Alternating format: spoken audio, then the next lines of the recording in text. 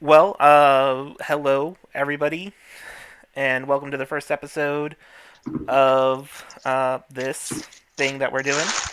The has a name that I totally didn't change like 10 minutes before the show started. Called Trygrius. We are playing the Cypher system. I am Mick. I will be the GM here, and I will be leading a bunch of assholes through this story. And Hey. we'll see, we'll see what happens. If everyone just wants to like introduce themselves in alphabetical order to make this not God, complicated. you kidding me again?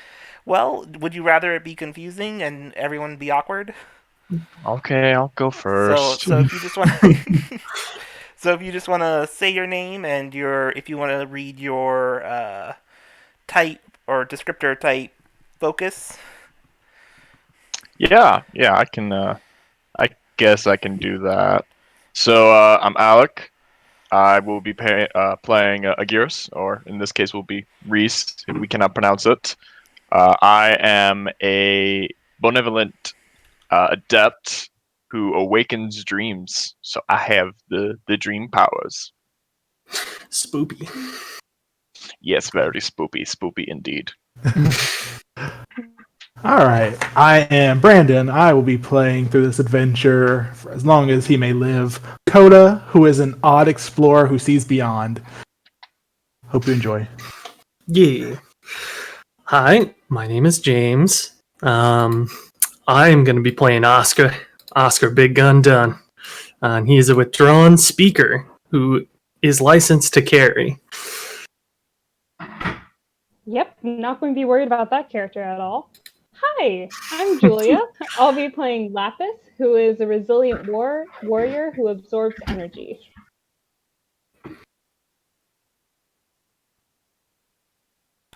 Did Sam fail to make his tea?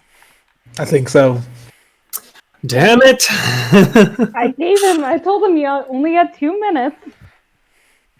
All right. Well, while we wait for a Sam to reappear, if there are issues with like volume or anything like that, let me know in chat. I'll try to fix it. We are hella amateur here, so uh, apologies for that. But that's how it's gonna be for the time being. Oh, are you back, Sam? Jumping the gun. Oh, okay. I guess not. If you're unfamiliar with the Cypher system, it is the same system that Numenera or the Strange runs on, with a lot of the setting stuff removed. And if might you're not recognize, familiar with those, yeah, if you're not familiar with those, um, I don't know. It's a cool system. it's a more simple in terms of crunch. I would say more plot based interaction with plot rather than Yeah. It's a character very mechanics. yeah. There are only 3 stats. Yep. It's fun, Yeah. easy to pick up. Yeah. It's pretty easy, pretty flexible as well in terms of setting. We are playing our own custom setting here that I have named Trygrius. Um, as a group, we sort of made the rules for the settings, and I'm fleshing out the specifics of it as time goes on. But the basics of it is here on the screen for you to read if you want, and it'll probably be there for the entirety of this first outing. But essentially, humanity in a world similar to ours, where humanity and history is very parallel to ours, not necessarily exactly the same. Humanity developed until about the 1920s time period, and then all of a sudden the world completely changed. There was a cataclysmic event that sundered the world, changed the landscape, changed everything we know, honestly.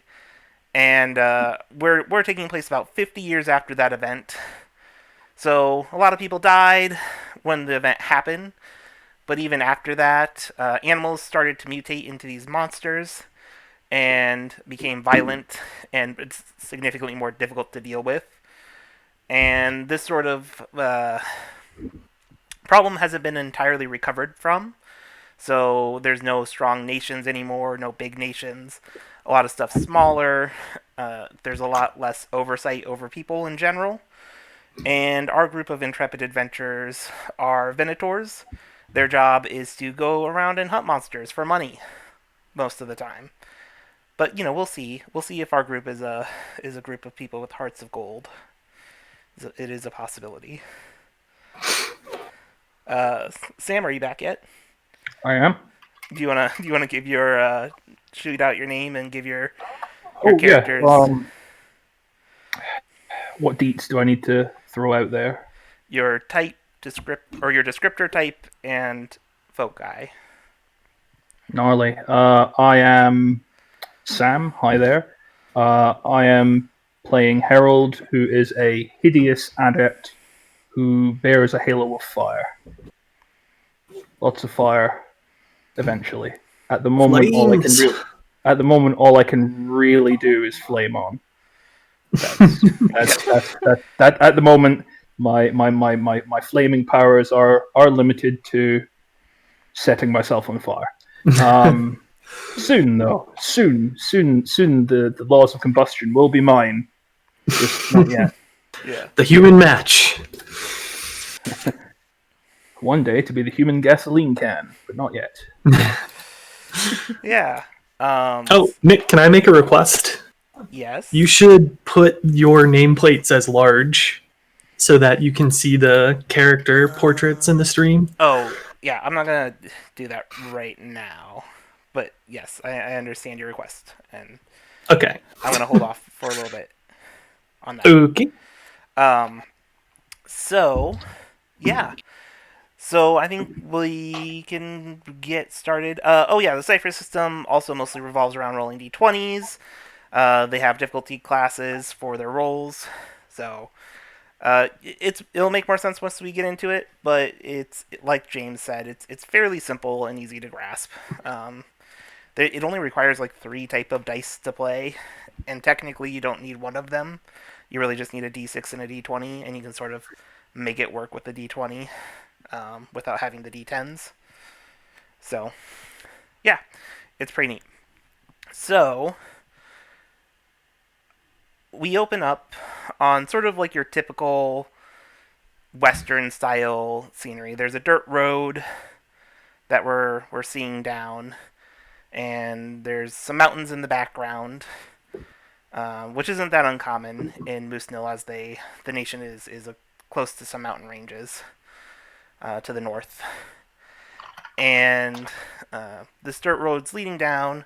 There's some prairies along the side, and we get an image of a horse galloping. And we quickly realize this horse is attached to a cart. There's a man and woman sitting on the cart, and the man's face looks panic. And then we see behind them these wolves.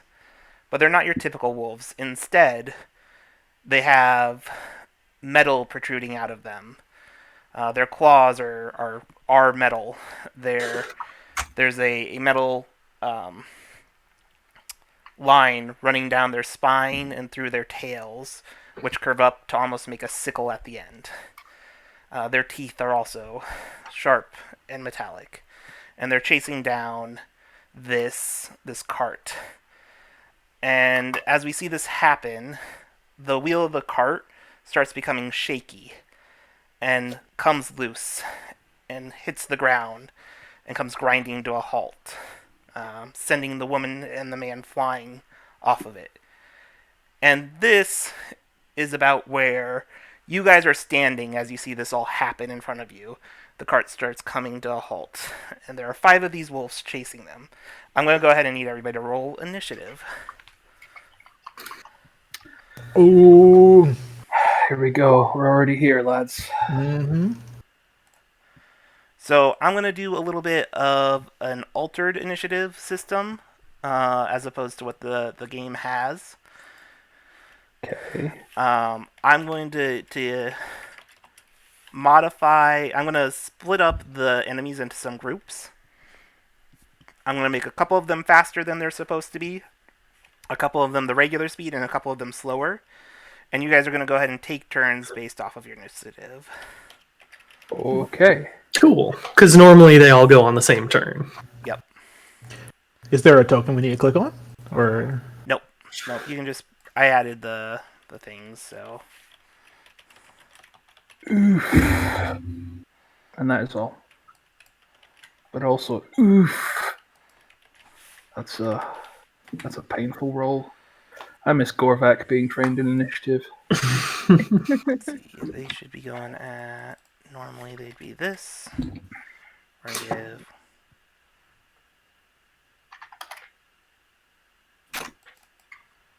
One of them. This.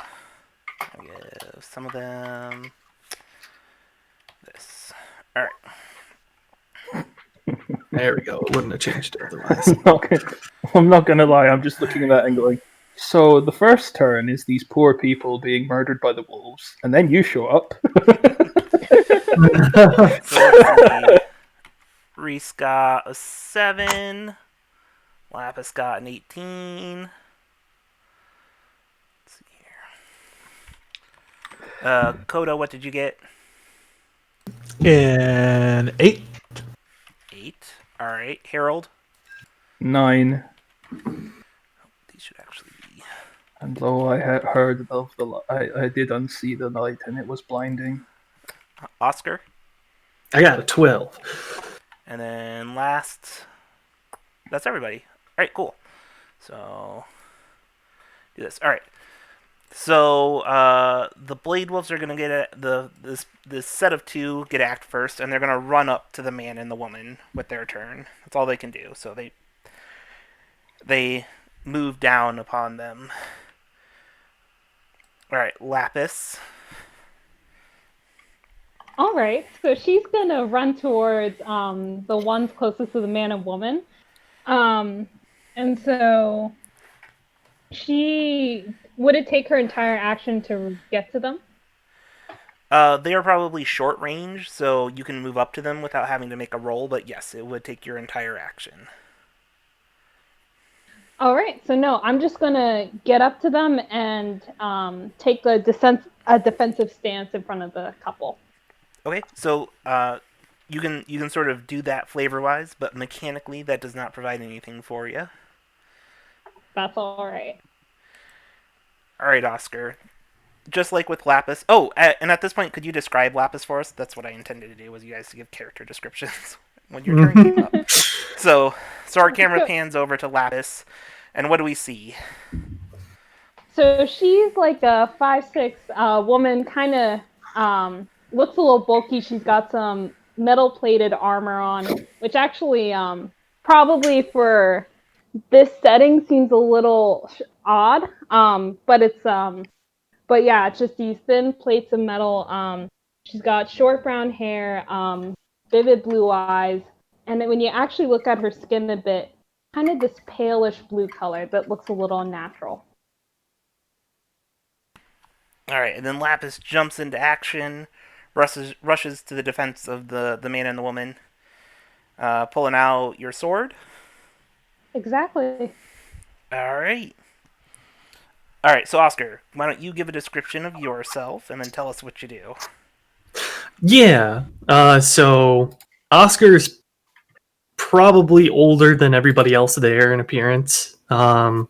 He's mid-50s, got gray hair, a well-groomed mustache, and decent kept hair. He's got like a black, wide-brimmed hat on, along with his outfit's also black, but it's probably tarnished from their travel.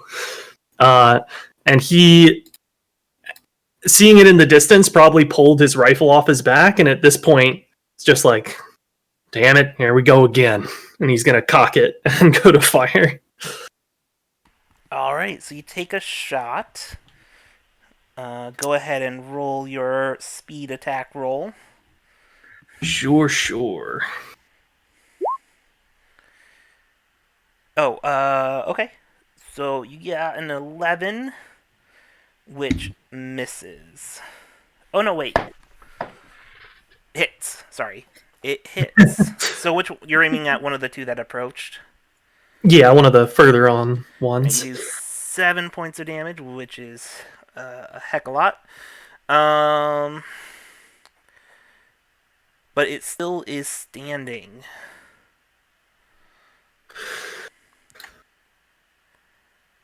All right, move up. Come on. Alright. That's what I say to everybody else. So this, and you're not moving anywhere. You move immediate distance, so you could take like a step if you wanted, essentially. I'll just start sidewalking in the direction of the cart, like along the parallel to the road. Okay. Yeah, so you do that, and then I think seeing you take fire, the other two wolves that are acting on this initiative are going to go ahead and run up towards you. So, seeing that you have a herdy stick, they're going to rush you. And they can just Loud move bang up. stick. Yeah, they can just move up to you with their turn. They aren't quite close enough to make an attack. All right, Harold. Why don't you give us the infamous description of him? The infamous description. Yeah, all right. So Harold is quite a large chap. Quite a towering fellow. And he is decked head to toe in tattered bright orange robes. There are some sort of shoulder plates on there, and he wears a skull mask on his face. Again, bright orange. The only thing you can really sort of see of him is in the sockets of the mask. There's a pair of glowing green eyes. And I am going. So I have to. Can I move up and do an action? So you guys were traveling as a group. There are Yeah. some within short or in immediate range of you. You'll have to take a step to get to them, but you can take a step to get to them as they rushed. The Oscar. thing I want to do says it's short range. So Yeah, then you can actually hit any of the ones that have rushed up. The ones that are kind of out in the distance are probably just about long range away. okay. But- Then yeah. Harold is going to stride forward purposefully.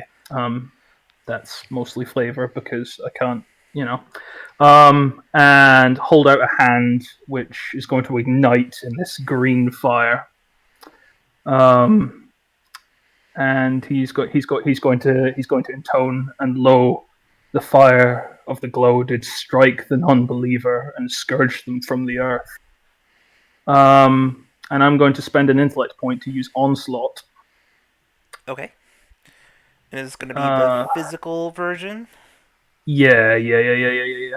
All right, and then which of the wolves are you attacking? There are about 4 close by. There's one that's kind of straggling behind the rest of them that you can't quite hit with this. I'm not particularly concerned about the ones on Oscar Big Gun Dunn yet. He's old in a profession that kills young, so I reckon he can handle himself. Or that's Harold's logic anyway. Damn So right. he's gonna be blasting at one of the ones that is still focused on these people on the ground. Okay. Do you want to hit the one that Oscar had previously hit, or the one that's been undamaged? I'm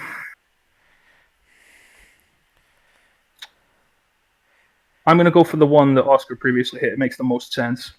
All right, go ahead and give me that roll.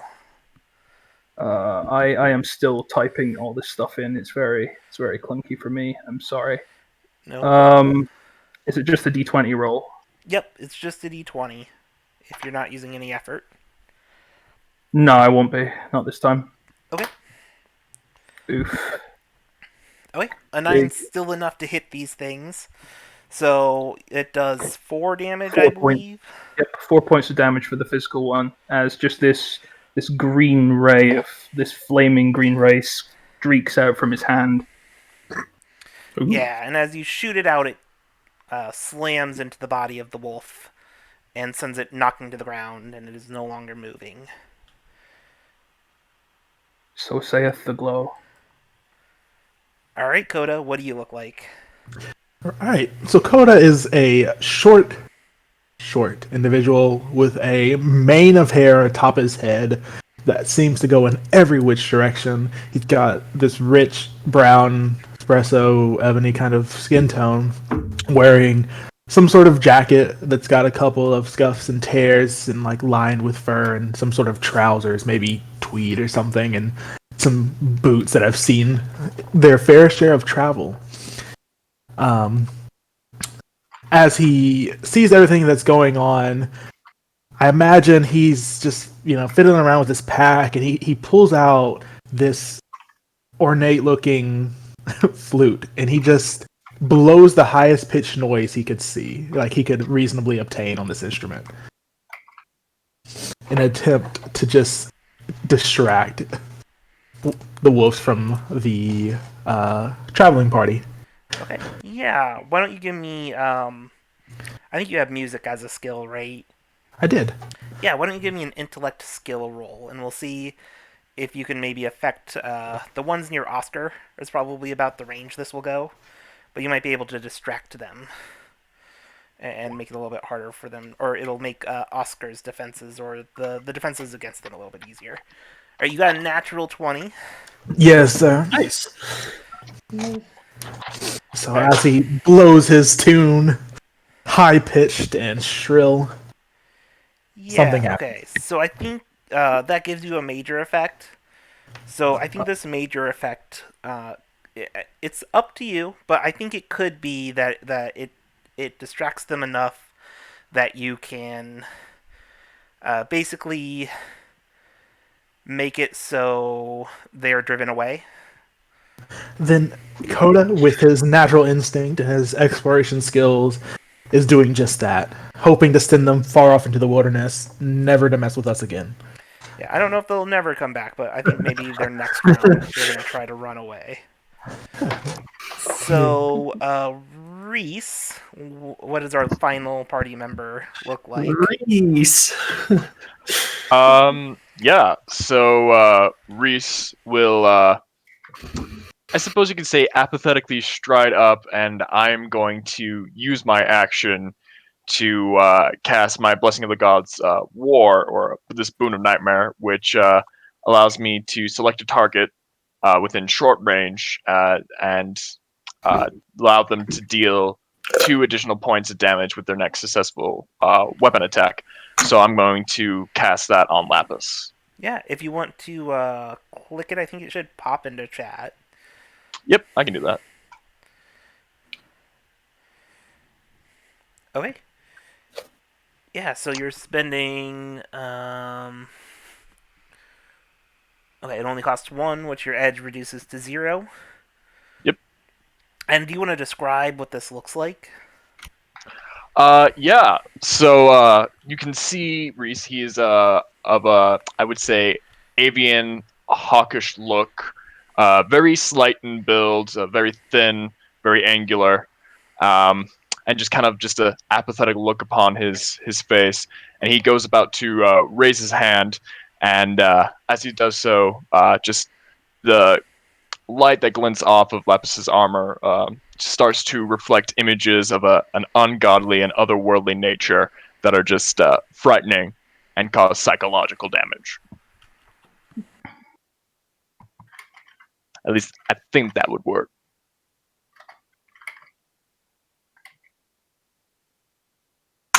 Spoopy. Yeah, spoopy. Indeed. Yeah. Awesome. I'll take it. Okay, so yeah, that's cool. So the Strangler is gonna go ahead and run up, despite one of his friends being slaughtered. But he'll just make it towards the group. I think at this point he's gonna run towards Coda. Oh, that's fine. I thought he would be running away. So sad. Well, that's the ones close by you can affect, but he's a bit far. And then all right, so we get to the ones. So there's only one of these ones left. They're going to go ahead and attack Lapis. So Lapis, I need you to make a speed defense roll. Seeing you take down Sure. the other one, you're a much bigger threat. Speed. Oh, it's just a speed roll. Yes, I know this. Oh. Mm-hmm. Yeah, very good, very good. So it kind of slashes with its sickle tail, cutting into you, and it's going to go ahead and deal you 5 points of damage to your might pool. Cool. That will be reduced by any armor you are wearing. Yep. Um, do you use any? Do you have any ability? I'm not super familiar. Do you have any abilities that help with this or anything like that? Oh, for me? Yeah. No. She definitely. So her armor is definitely heavy armor, so you can see it kind of blocking a lot of the attack. Though at the same time, kind of when it connects with her body, there's almost like this white glow that you see, and then the glow kind of like moves towards her center and it disappears.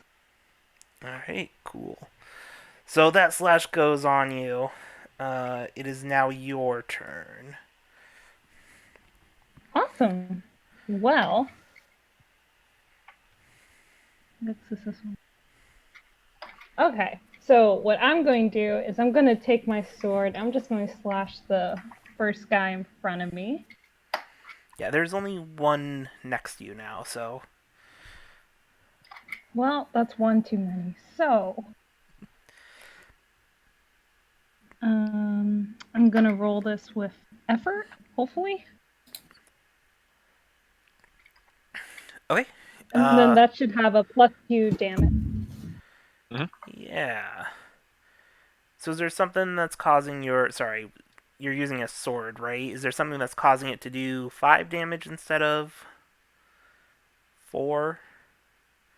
Oh no, that's a typo. Yeah. Okay. So altogether it does 6 damage as you cut into this wolf that's standing in front of you. Mhm. Alright, and you exert some effort to make sure your hit lands. You swing out, slash into it, causing it to yelp out in pain as the... Do the nightmares, like, release from it, or what exactly happens, Reese? More along the lines of just shifting apparitions that cause psychological fear and terror, and just frightens the individual psychologically. So I imagine it's more of like an emotional type of damage or psychological type of damage. Alright. Cool. And that sort of fades after that. So is there... You can move a little bit if you want, Lapis. Other than that, unless you have abilities that state otherwise. I believe that's your turn. Yep, that's my turn. Alright. Alright, Oscar. There are two kind of like right up to you, but they seem to be like cowed. They're sort of stepping away. All right. If they're stepping away, I'll just be like, "Get you mangy mutts!" They're going away from me, and then I'll take aim at a further one. There's Close one. whatever's Yeah. closest to the cart. Okay. Yeah, that would be the one that Lapis just struck. So. All right, then I'm gonna take aim at that one. Shoot it. Alright. Yeah, so you shoot it right between the eyes and it collapses to the ground. Fell by your mighty bullets. Mighty bullets. Yeah. They all shoot the same. That's empirically not true. Just roll with it. Alright, so what would you like to do now? You could step away if you want a little bit. I'm gonna keep stepping towards the cart. Okay, so you're gonna take like another 5, another 10 feet. Yeah, or 5 feet or whatever it is. Yeah. So you move another immediate distance towards the cart. All right, cool. So the ones near you are gonna just sort of back off. They're gonna start moving. They don't move as fast as they previously did, but they kind of like move away and they're keeping an eye out on the situation from a bit of a distance. So they've moved about a short range away from you. All right, Harold. Right. So there's still one here, or are they all Yeah, just there's one right next to Coda. Ran up to him. right?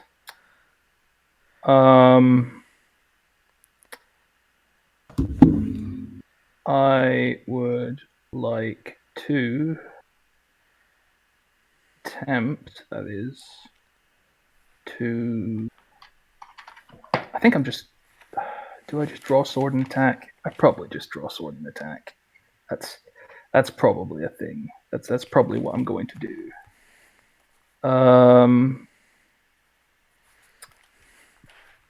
Yeah. So he's got. Yeah. Harold's just going to move up. Draw his sword. Or actually, is he? Or is he gonna? No, actually, no. He's gonna onslaught again because I said I would play a magic character this time around, and I'm gonna continue to play a magic character this time around. So yeah, he's gonna go for another onslaught if I can, Yeah. if my dice rolls will allow me. Yeah. And this is just like I've never been sure with this. Is this just untrained? Like when Yeah, it's when just I've been untrained. yeah, Yep. that's fine. It's cool. That's all I need to know. And beams. Yeah. So your flames, your green flame shoots again from your hand, slamming into the side of the wolf, engulfing it in a fire shortly before it quickly dissipates. So that one's going to take 4 points of damage. And you move. Are you moving at all? He'll probably also move to like put himself between any potential nastiness and any potential nastiness and the cart folk. But other than that, no, he won't do anything else. All right. So you take a couple steps towards the Yep. two people who are kind of on the ground, still sort of trying to stand up, in a bit in shock. All right, Coda. Yeah. So just for my own reference, are we just standing on the ground? We didn't have a cart or any sort of No, carriage. you guys. I mean, none of you bought a cart, so no. Nope. Okay. It's cool. So if he is that close to me and he's just snarling and I just saw him catch on fire temporarily, I think Coda's logical outcome would be like, I guess I'm going to kick the beast. Okay. You're just gonna kick it. Unless, will it take more of an action to use my stick to hit it? You'll have to take an action to take out your stick. That's what I would think. Okay. Yeah. Then no, I'm just kicking it. All right. Go ahead and you'll. I don't know what I need to roll. You're gonna make a might attack roll. It is going to be it is going to have a mod of 1. It's going to be eased by 1 because this is a light weapon, and it'll do 2 damage if you hit. All right, understood. Let me add that. That's something I would have to do. Yeah. And I think you are practiced in light weapons, so it should be untrained for you. Okay. Let me. Boop. Oh, did it go? Oh, yeah. Oh, jeez. Nice. Damn. But we're gonna go with that first one because that's what you rolled. Yeah, no, it wasn't going through. It was weird. Yeah. All right, so that's a natural one. I see there. I think what happens is you go to kick, and you hit it, but you don't have enough force behind it to do anything. So there's sort of just this recoil, and you get knocked on your ass. You get knocked down instead. And I think what this is going to result in mechanically is the task for defending yourself is going to be a bit harder since you're knocked down. Okay. I just Charlie Browned the situation. Yeah, That's great. pretty much. All right, Reese. Let's see. So I will go about doing. I am going to go ahead and do my physical onslaught to the wolf beast that is on top of Coda. All right. What does yours look like? Hmm. Oof. Oof. I suppose it looks rather Eldris Cthulhu-y. A mass of wretched, like black Icarus tentacles swiping at the metal wolf beast. All right. And I'll go ahead and roll that. Do I This imagery need is to roll that? I'm sorry. Sorry. Yeah. I was just checking to see if I needed to roll that or if it's just, pull You the roll special ability You version. roll it. Okay. Yeah. So you whiff it. You're not trained in it, but yeah. Oh, No, you're a practice just means untrained, not you. Yeah. The most confusing part. It is. It is. Is that phrasing? Yep. Mm.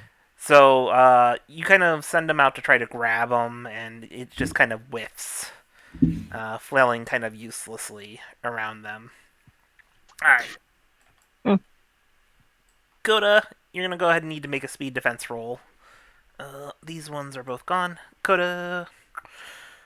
Yeah. You're gonna take 5 points of damage as it bites into you with these metal claws, and I think at this point it's got you grabbed in its mouth. All right. In this system, they don't roll anything to hit. Is that right? That is right. You guys do all the rolling. I am not to be blamed for anything terrible that happens to you. It is all your faults. Okay. Where does this go? Your might, you're gonna reduce 5 from your might pool, and if you're wearing any armor, that armor will reduce it. Okay. So you kind of get bit by this. All right, Lapis, it is your go now.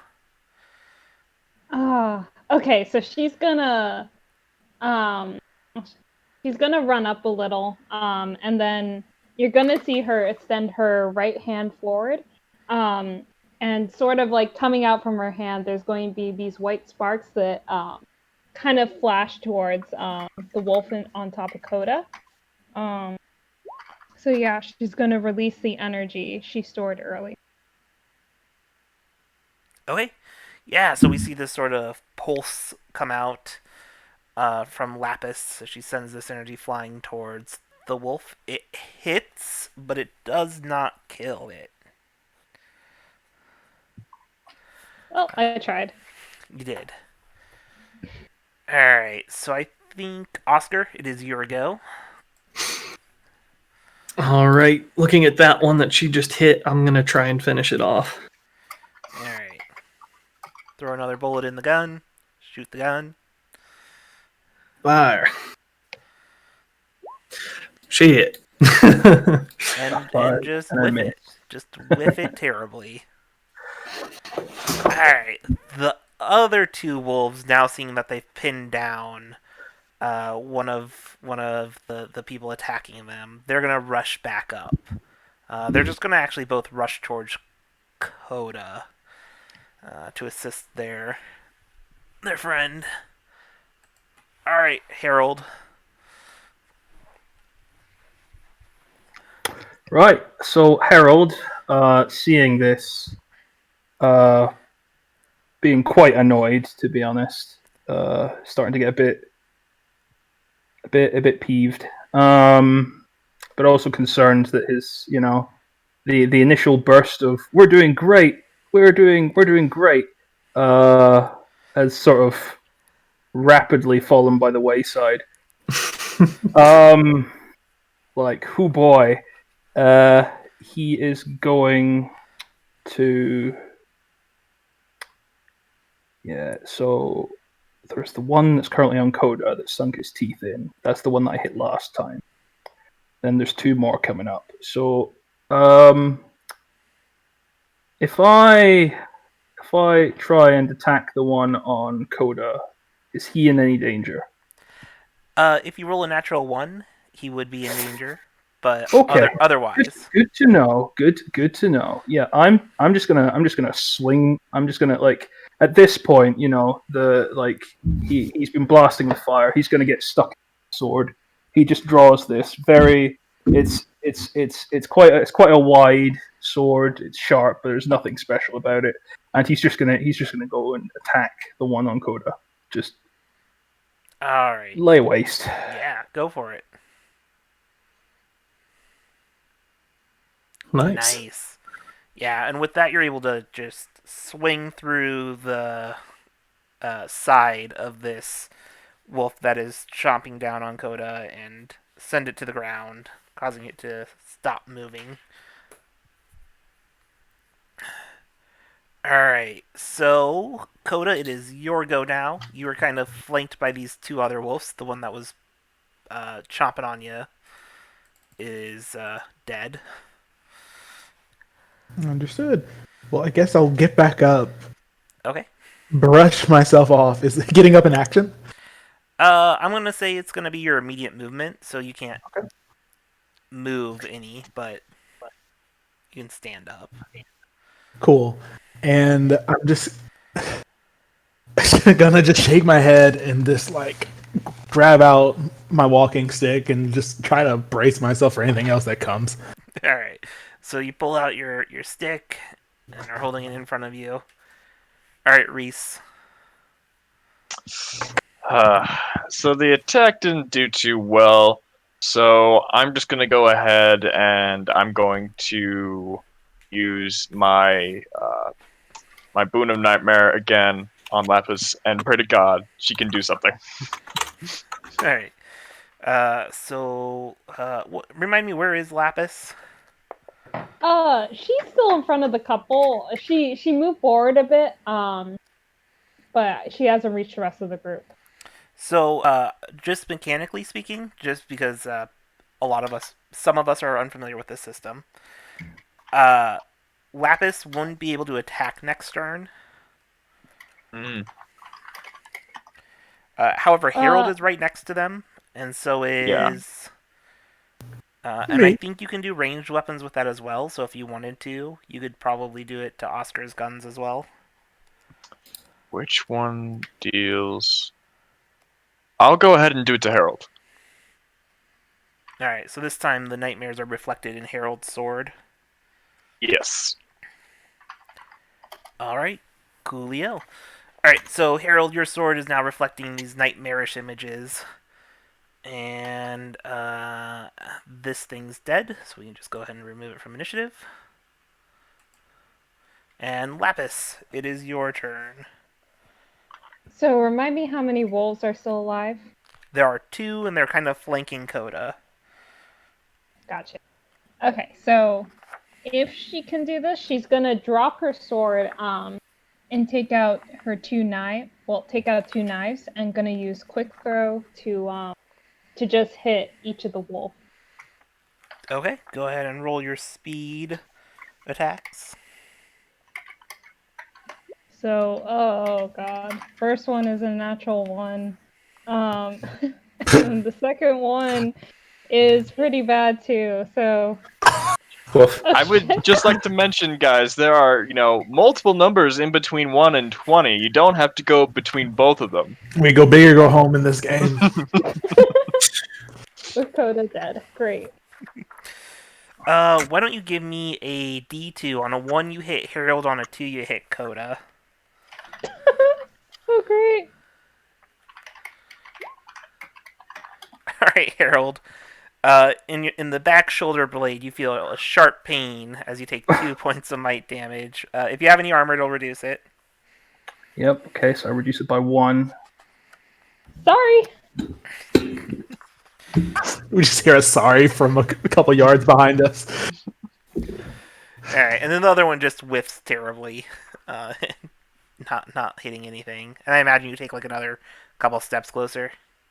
Yeah. Alright. Oscar. Gotta work on positioning. Just step forward. How close am I to that group of wolves? I think I'm like 2 immediate distances away or something. Approximately. Okay. Um. So there's how many wolves are left? There's just the 2 by There's Coda. just the 2 by Coda Okay. that are acting on the same initiative. Also, for future reference, I want to ask you how ammo and reloading and weapons works because You've been there's using no. you've been using your bolt action. It's fine. Yes. Your bolt action has like a reload of 0 because you're just trained to like fire, click out, shove in, fire immediately again. Okay. Your pistol, however, if you have a 6-shooter that Mhm. has 6 shots, and then you need to reload, which will be an action. Okay. Um. Whoops, that's not what I wanted to do. I reserve the right to change that in the future, for the record. Right. I was just curious, Yeah. considering there's no. That is one annoying thing. Is it has a lot of rules for lots of different things, but there's no base firearm settings really or rules really. But easy enough to house rule. Anyway, I'm gonna take a shot at one of them. Whichever one is more healthy, if there is one. Both of them have not been hit at all. Okay, perfect. I will use one effort to make my attack better. All right. Nice. Oh. Sick. Yeah. So, you just straight up kill this one. Yeah, Uh, fire between the eyes. Yep, with that 19, giving you some additional damage, and it goes down. All right. This one, looking around, realizing the situation is not as profitable as they previously thought, is going to GTFO. It turns tail and runs. Is anyone going to do anything to try to chase down this If creature? no one else is, yes, I am. But if I can assist with that and use my my psychic lash, my mental onslaught to try to I don't know, freak it the fuck out and get it to, just kind of panic, then I'll do that. So it'll stop moving and give him a clear shot. So, here's the thing. They move faster than you guys. So, you can try to chase it down, but it's going to be hard for you guys to chase it down and shoot it. I'll say you guys have like one round where you can do it, but if you can't finish it off in this next round, then it'll get away. So, Harold, are you going to be doing anything?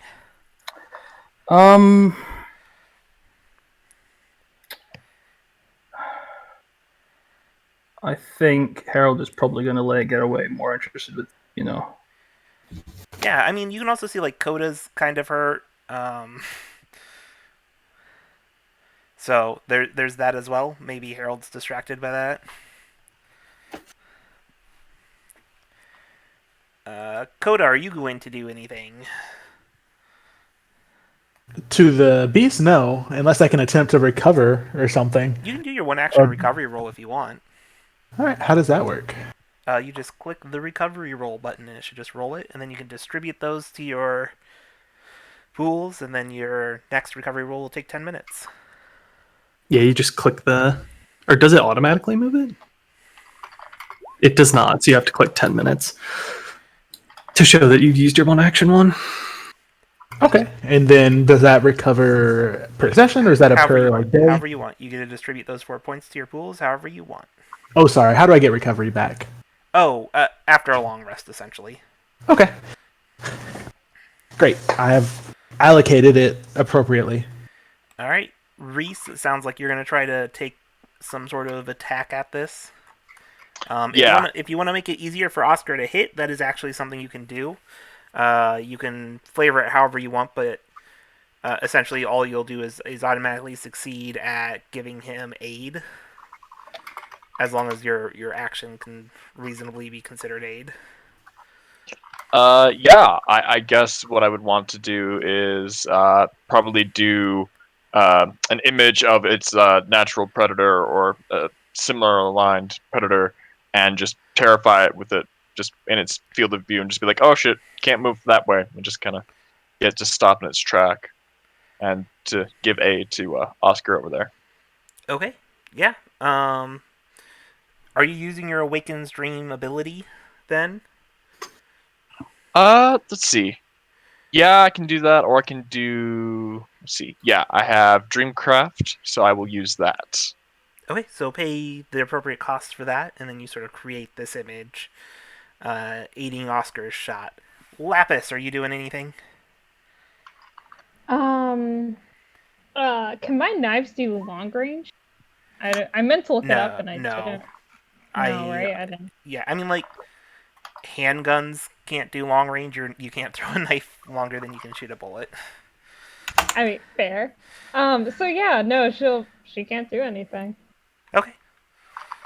Do you like move over to Harold, like start retrieving your knives? Oh, exactly. Yeah. All right, cool. All right, Oscar. All right. I'm going to go ahead and fire. I think I'm going to... Should I spend a... Yeah, I'll just roll. All right, with the aid, you do hit. However, you do not do enough damage to finish it off. Can I, instead of doing full damage, can I use my cruelty to aim at its legs instead? I know it says there that I can choose instead to ease my next attack. Could I like try to slow it down or something? I don't know how much we want to bend the rules, but No, I mean the system kind of wants you to be able to bend the rules, right? So yeah, I'll say you can let it slow it down, but the thing is, like, unless you have an ability that lets you move a short distance and take a shot, you still wouldn't be able to catch up with it. right. Okay, I'm fine with that actually. I'll just like sling the rifle back and be like, well, won't get far. Something else will eat it. As far as I'm concerned, we've taken care of it. All right, and then just turn around. All right, and at this point, it's gonna effectively get away and delete it from initiative. If Roll20 lets me, and then we'll go ahead and close it down. All right, so you guys are now in the point where stuff is calm enough that you guys can do whatever you want. To let you guys know, you guys were headed to Asna. It is a town that is along this road. You guys have a job waiting for you there. You're gonna get paid 300 cash to do this job. The specifics of which will be given to you once you get there. So, but you're aware of the payment, and that is for the whole group, not each. Alright. Coda kind of finishes up bandaging his arm that's got bite marks and pouring some semblance of alcohol on it. And he's tending to that for the short term. You'll see Lapis kind of just walking past Coda. She'll give him a look and be like, "Okay, nothing more can help you there." He gives him the wink. Harold, Harold, the knife. You mind? It's not going to pull itself out. It's kind of in my shoulder blade. I can't reach. True. And so she'll kind of just grasp the handle and just yank it out of you. All right, thanks. And she'll go searching on the ground for the second one. Yeah, it doesn't take you long to find it. You can recover it pretty easily.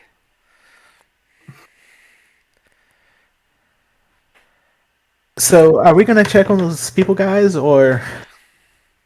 Yeah, good work. We probably should. Maybe next time. We got to get your pugilist skills up and in order. Your fluting skills are pretty good. Yeah, I think it was the pitch. I think I should have played a C when I played a B. He just kind of rambles on. You'll get better. You Yeah, just gotta learn to focus. I'll just clap him on the back real hard. Yes, sir. Yeah, Reese is gonna go about towards the couple and check in on them, see if they're all right. Yeah, so getting closer, they look not too terribly old. Both of them look like they're probably in their 20s or so. They're wearing kind of common clothing, nothing fancy. Um, the clothing definitely looks like it's meant for traveling. Their cart, as you like glance over it, and at this point, the guy's kind of like gotten up and is like looking at the wagon wheel, and seeing if he can maybe fix it. It looks like it's full with some stuff that has a tarp over it, so you can't see inside. The cart isn't the type that has like a canopy around it, so it's just kind of exposed. But it has like a tarp thrown over it, and the stuff behind it is tied down and obscured from sight. And the woman's kind of just like standing behind the guy supervising him at this point, and she'll turn over as Reese approaches, and she goes, "Oh, well, I suppose we should thank you guys. We were in a precarious situation there." Oh, it's not anything really. If you don't mind, and Reese is gonna go towards the real Will and try to use some of his hedgematic to assist in fixing the axle or whatever has broken off the Will. I'll just do that. Yeah. All right. So you're sort of like using it to cause minor mending, and the guy looks over. He's like, "Oh, thank you. This will make it a lot easier. We don't really have much in terms of extra supplies, so." Yeah, I'd imagine so. It's one of those kind of days. He kind of like nods, a little wide-eyed, having just been attacked on the road. What's everyone else doing? I think Coda yells, "Name? What's your name?" Oh, to both the group, and the woman will kind of like address you and go, my name's Monica. This is my husband Edward. Nice to meet you. Okay, nice. Are you like yelling from a distance still? Yes. Yeah, she's like a little weird, like waves towards you, like nice to meet you too. She calls out. Do you want to come over here to chat, or we could just keep yelling, I guess. Oh, yeah. Yeah. And I'll saunter on over there. All right. I'll kind of kick the wheel that Reese is repairing right now. Just Yeah. to like, yep, that looks like a quality job, Reese. Okay. Yeah, it's What are- whatever. Yeah. What are our other party members doing? Harold, Lapis, and uh, Oscar.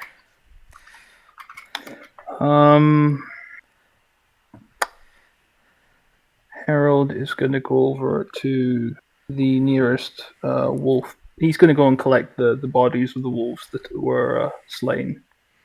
Okay. Yeah. You can sort of gather them up if you want. Yep. It'd be kind of Lapis difficult. will assist. Sorry. Okay, Lapis is Lapis helping out, or is she just like, oh, okay, you're doing that?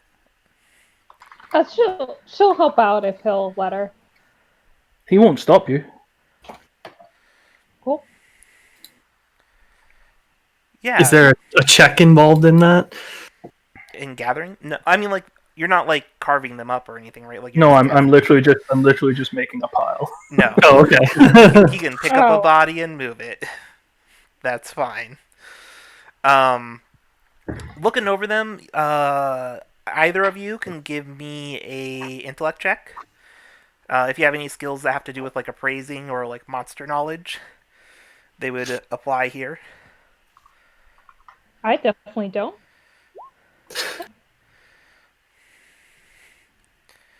And yet. Yeah. So Lapis, Yeah, I guess wolves are my thing. maybe. So Lapis, you're aware these are they're referred to as blade wolves. They have the magic and has it so that they can turn their stuff to metal. They're not actually metal all the time, as that'd be actually ridiculously inconvenient. Although the metallic look is always there. The fact that you killed them while they were in offensive mode is better, because that makes them more valuable. Because once they die, it's a lot harder to make the thing happen. So you could probably get for each corpse 50 cash selling them at a place. Neat. Damn. Hey, Harold. Let's get these back if we can. I mean, 50 cash each, right? It's pretty good. It's certainly nothing to turn up our noses at. Yeah. Oscar, you could help us too. Oh, what are you doing? What is as the camera pans to Oscar? What is he doing? It's him walking towards the cart, and like as you're talking, he's like, I'll help in a minute. Y'all have a cigarette?" Just yelling at the people on the cart. Edward and whoever. Yeah, the man Edward is like, sorry, I do have some pipe tobacco, but I don't have any cigarettes. If you have the paper, you could probably roll it. That'll do just fine. I wouldn't advise that. Wouldn't advise what? The smoking. It's a bad habit of yours. I just stare at him, just like, if you think I'm not, I haven't changed my mind the past 5 times you've said that. You still think it's going to change my mind? You're a mistake. I just like pat him on the back gently and take it unceremoniously and like fumble with it as I walk back to the corpses. Yeah. He pulls out a tin that he had in his pocket, and there's some tobacco that he hands to you. And I guess you have some cigarette paper that you could roll it in. Probably. All right. I hope. Is it on your character sheet? No, but underwear is not on my character sheet. However, it is within your starting equipment as appropriate clothing. You have a good point. Yeah, I'll go back to help whatever they're doing with the corpses. Yeah. All right. So as you're helping fix, Monica's like, "Oh, so it's quite fortuitous to run into you on this road. Normally, highwaymen don't travel this road very often, not unless a delivery is being made. So it's quite lucky. What are you guys even doing here? There's not much out here." Walking. Yeah, to Asna. Asna, right? And as you say Asna, they both kind of like share a look. They both look at each other and they're like, "Oh, you're going there, huh?" Yep. And she kind of like starts to say something, and then then Edward goes, Now, Monica, these folks look like they can handle themselves. It's not our place to get involved."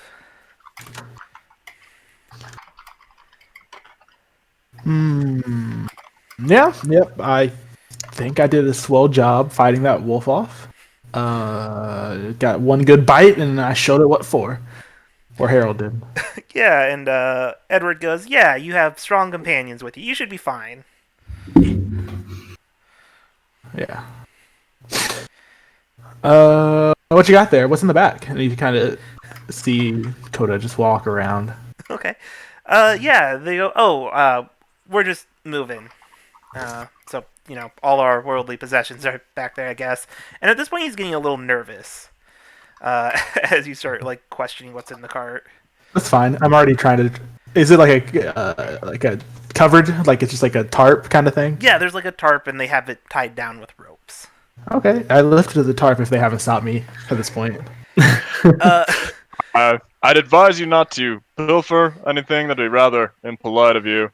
I'm just looking. I'm not planning on taking anything. Oh, looking's no harm. Yeah, that's fine. I suppose. Is it fine? At this point, both of them are kind of giving you like questionable looks. Like at first, they were like, "Oh, they saved us, and he's helping us fix the cart," and now they're kind of like, "Are they gonna now rob us?" I ease your suspicions. He's just a harmless. He's mostly harmless.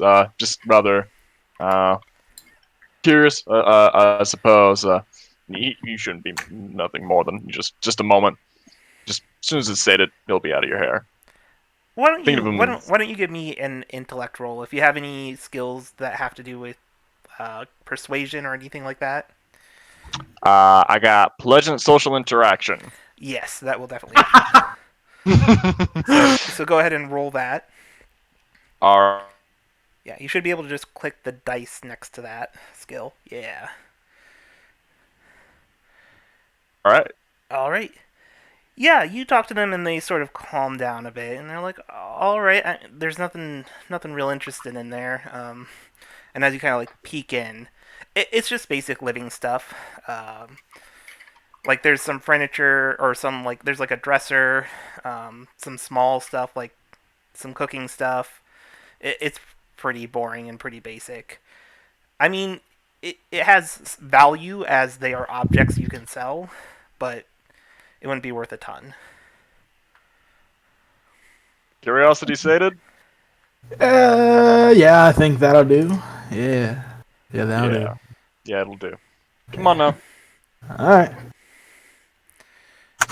And then he'll hop off the back or pull his head back out, whatever the appropriate imagery is, and just kind of just stare off into the distance for a little bit, just wander around. Harold will walk over to them both, bow his head slightly, and say, "May the light go with you, and the glow guide your travels. Be safe." And Monica will be we'll say to you, thank you, kind sir. What he said. Next time, buy a wagon that doesn't have a broken wheel. Probably the best course of action.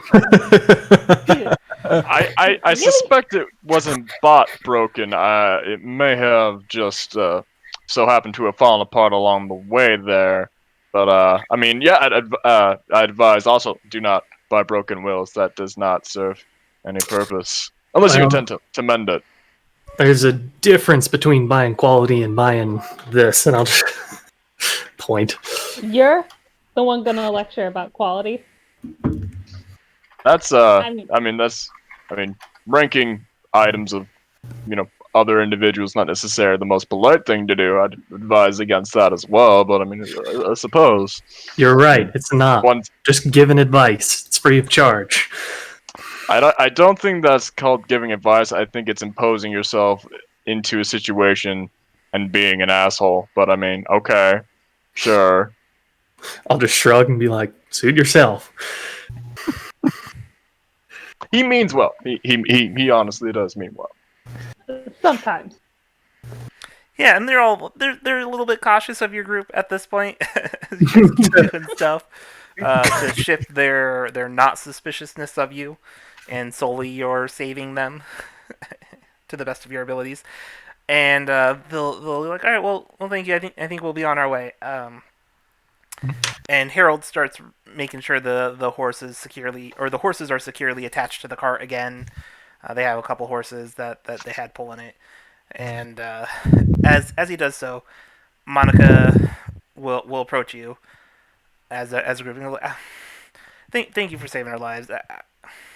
I do have to say, the trouble in Asna might not be worth whatever they're paying you to try to deal with. And, what trouble in Asna? You guys don't know. But Can you tell me? Oh, okay. What So she's you're asking. asking her. Okay. I was unsure because she was kind of like gonna say this and like just walk off. And you ask her that, and she starts to answer, and Edward calls out to her, and she's like, "I'm just saying there are probably more safe jobs and jobs that are going to be less of a hassle." And she kind of just turns, like, "I'm coming," as Harold's just kind of like calling out to her, and she comes back and they start riding off. Now hold on, you can't just say that and. No. Go in good health. All is well. Why ruin the mystery, sir? We fixed their wheel. I Yeah. mean, they could tell us. They attracted these wolves that I guess you're trying to sell. I don't know. So I think they served their purpose. Their advice probably wasn't worth horse shit anyway. Now, that's not rather kind. We do not speak of company in that manner. We can do better. You keep saying that. Well, because Listen, eventually you will do better. Sometimes it needs to be said like it is. That's all. Saying how it is, Oscar. For what it's worth, the manure of a horse is quite good fertilizer. In the right place, it could be worth a lot. Does wonders for the skin as well. We better make more money than 300. Damn. I mean, it's Can we only a few go? rolls. Please. Harold's so- just gonna like hoist the carcasses that he's carrying and just be like, "We should move." Okay, so do you have like one over each shoulder? Like, how are you doing this? Yeah, probably. It's gonna be. Here, one of let me help you. I'm gonna pull out my rope that I have on my character sheet. Okay. And start tying them together so we can like drag them, maybe, I if that would help, or just tie them up so that they can be carried easier. That could work. Yeah, you can make like either a speed or intellect roll. I'd allow either to sort of make a harness with the rope to make them easier to carry. Oscar's not very strong, so he's fumbling with it and like drops things over and over. I'm Can probably I gonna use, assist? I'm probably gonna use speed for that though. Yeah, that's enough to make like a simple harness and tie up these four corpses in a way that like each of you could sling one over your back without it getting awkward or incredibly uncomfortable. You can help me by carrying this one. I'll just point at it. All right. Appreciate it. Alright, so you guys make your way down the road a little bit more. It's probably about... this happened in the morning. It's probably about half a day... You guys were still about a half a day's walk from Asna. Can I play my flute? Absolutely. Cool. I got this new one for you guys, and it is not good. Now, don't be self-deprecating. You'll get better. Well, I imagine it's like, oh, he says that, and you say, don't be self-deprecating, and then he starts playing, and it is not good. Right, so that thing maybe works as a dog whistle, but don't know about what you're doing right now. Wouldn't a dog whistle be inaudible to the human ear? That would certainly be more pleasurable.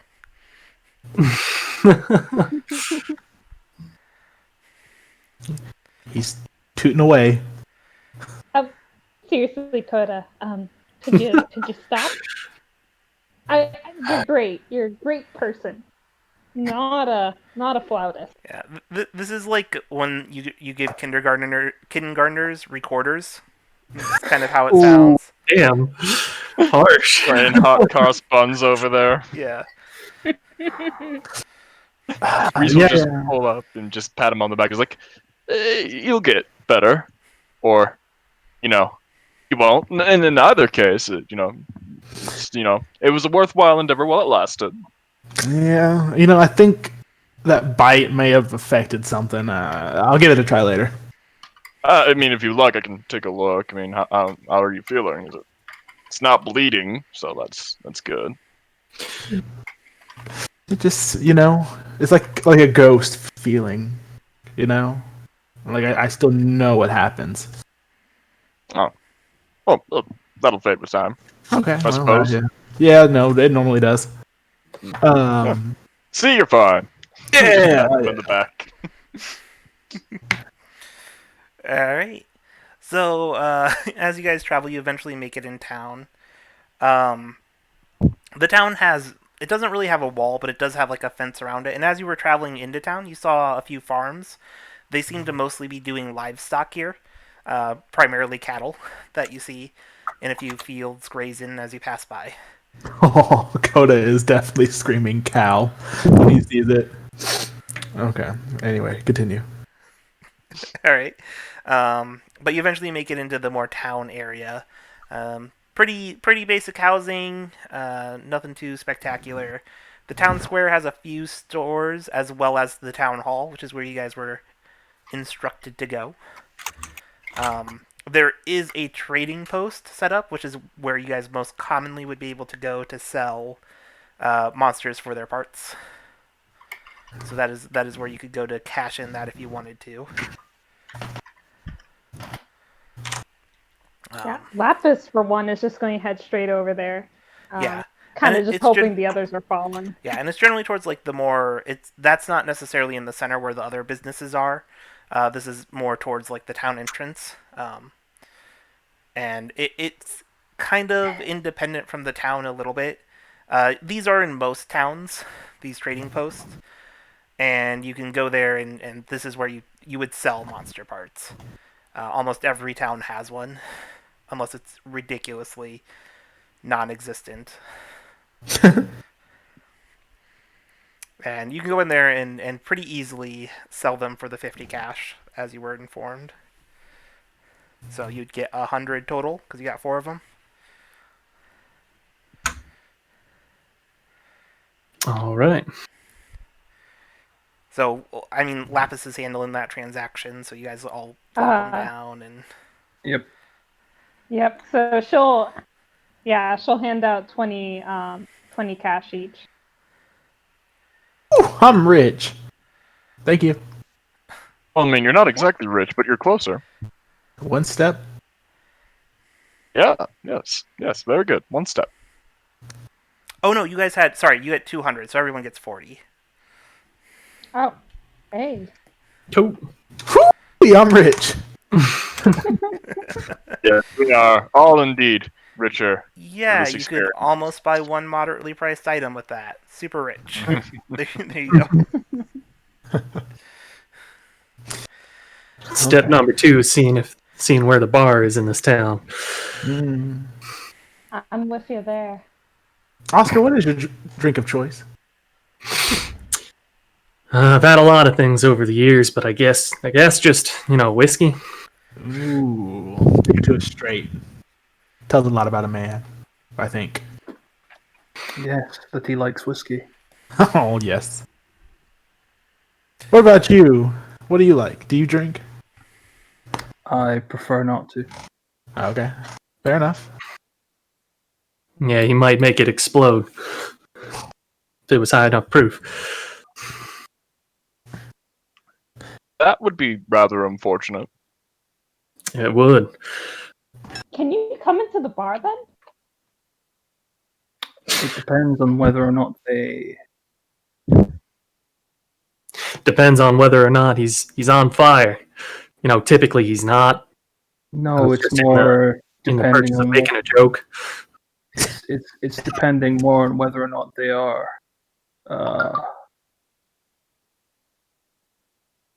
Well, whether or not they are favorably what is the word? Whether they look favorably upon the magically touched. Whether or not they like your kind. I mean, I was trying Short to and be. sweet. Yes, short, sweet. But yes, I have no desire to get into an altercation with the folk of this fine town. Well, I know I'm the Yeah. weird one here anyway. I'm gonna kind of look around. Does the town look fine, or is it just like kind of boring and old, or is it? It's like, kind of kinda boring. new and... I don't know if it's so old as much as it is kind of boring. The thing is, old here, I mean, everything's been constructed within the last 50 years for the most part. Pretty Yeah. much the vast majority of structures, except for a handful, were destroyed when the cataclysm happened. So old isn't super a thing yet. Most buildings are probably like less than 45 years old. It took some time to sort of recover and get to the point where you could start processing stuff again. But it is kind of like a sleepy town. Not a whole lot of going on. You don't really see many people in the street, which is a little unusual. The town's not super big, but as you're walking, you haven't seen anyone sort of walk by you guys.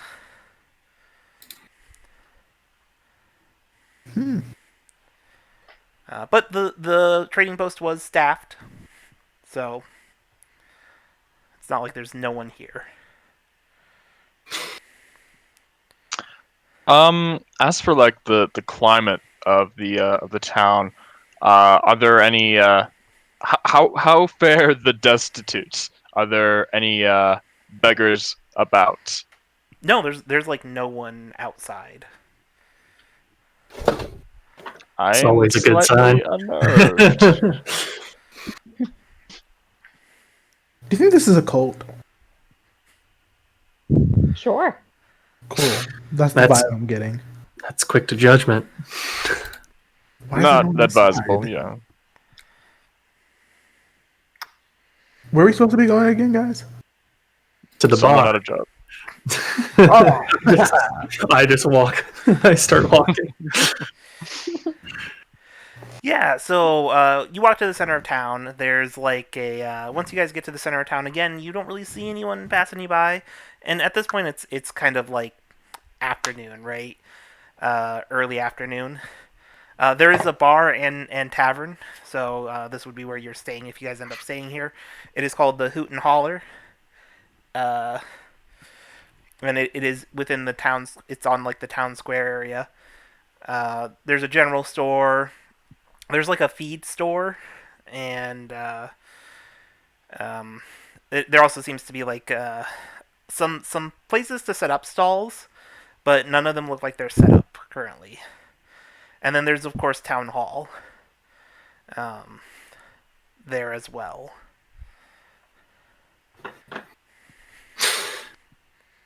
That's not the worst name for a bar I've seen. There was this one time back when I was with a certain gang. We rode into a town and they ambushed us. Had people hiding up, take the shutters and hide behind them on the side there. I'm just to start pointing at like places on roofs. And I'm, regardless of whether anybody else wants to hear it or not, I'm gonna start telling my anecdote. So I'm going to spend 1 point since I have one edge. And I'm going to start telling a story about how I got ambushed in town to try and give people trained in perception over this minute of telling the story. All right, so yeah, so Oscar goes into another one of his like meandering stories. Oh yeah, this is a common occurrence. So what's everybody's like reaction to this as he starts explaining this? Like, what does Lapis look like? She's just rolling her eyes. I mean, she'll look around, but she's just like, God, could this guy shut up? All right, what about Harold? I mean, I guess we don't get to see much in Harold, but what's Harold's body language? I guess because we can't see his face. But Harold's body language basically doesn't change from before to after after Oscar starts his story. There's like basically no change. Like you can't tell. There's just no way of knowing if he's listening or not. Okay, yeah. What about Reese? I mean, he's politely listening, but he's coming kind of in and out, trying to give him some due respect, but at the same time, was like, I mean, I fail to see the application here, but okay, yeah, sure. And then finally, what about Coda? Oh, Coda's intrigued. He's rummaging through his rucksack and he picks out like this paper that's got like writing on it, and you see like if you glance over, it's like Oscar's story about the Roadrunner, the tumbleweed, or something, just random note, and then like he's like taking notes as you start telling your anecdote. I imagine like they're always horribly inaccurate. Like Maybe it seems that way, but then like it's like Coda's shorthand. So Right. if like if Lapis was to read it, she would be like, "Why? How?" But then Coda's like, "Yes." Well, they're probably exaggerated, but they are supposed to be mechanically useful, so there's some usefulness in it. But probably like near the end of it, I'm gonna be like, oh yeah, and the cherry on top was they had a damn fake water tower. If you ever see a water tower and it's got a door in the side of it, see the hinges and see hinges in like a frame, and side of it that's the size of a human. You best damn be watching that thing at all times. Here, look, check. I'm gonna hand Coda my binoculars that I also have on my character sheet. I guess he walks out of the bar to go find the water tower. You guys are. Well, I imagine we're just walking through Yeah, town there. through town. I imagine this is when you guys about hit. The end of the story is about when you hit town hall. You start looking around for a water tower. There doesn't seem to be one in this town at all. So Wait, there will be. I am going to use my Dreamcraft to make a water tower exactly to the same specifications that Oscar is talking about, and I'm just gonna have random creatures just pop out and wave very pleasantly. okay. You can't make something as big as a water tower Mm, with your ability right now, but I will Dang. let you. I will let you make a intellect roll to try to sort of do like a forced perspective sort of thing. Oh, Yeah. he puts an image on the like right in front of the Binoculars. Yeah, Yeah, I'm gonna do that. Okay, and do an intellect roll. yeah. Okay, yeah, I think it's probably good enough to look pretty realistic. Until I don't know, like what exactly pops out. I would let's go with it is. Mm, I would say it looks like a. We'll say it's a jackrabbit with obnoxiously large eyeglasses Yeah, and like a nice little like lapel flower. yeah, and at that point, Coda, you're pretty sure that that's probably not real. I just imagine just Koda looking back at Reese and Reese was just waving right in turn, just like. Understood. And Hakoda just kind of like, but why that shade? Like, why is he be gray? What?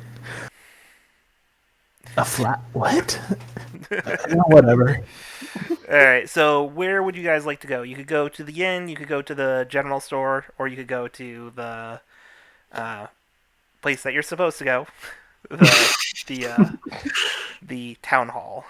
Gosh, railroading much. Harold will be making his way towards the town hall, as he does not require the alcohols. Okay, Harold. Yeah, if he heads that way, I'll follow him instead. All right. Sure.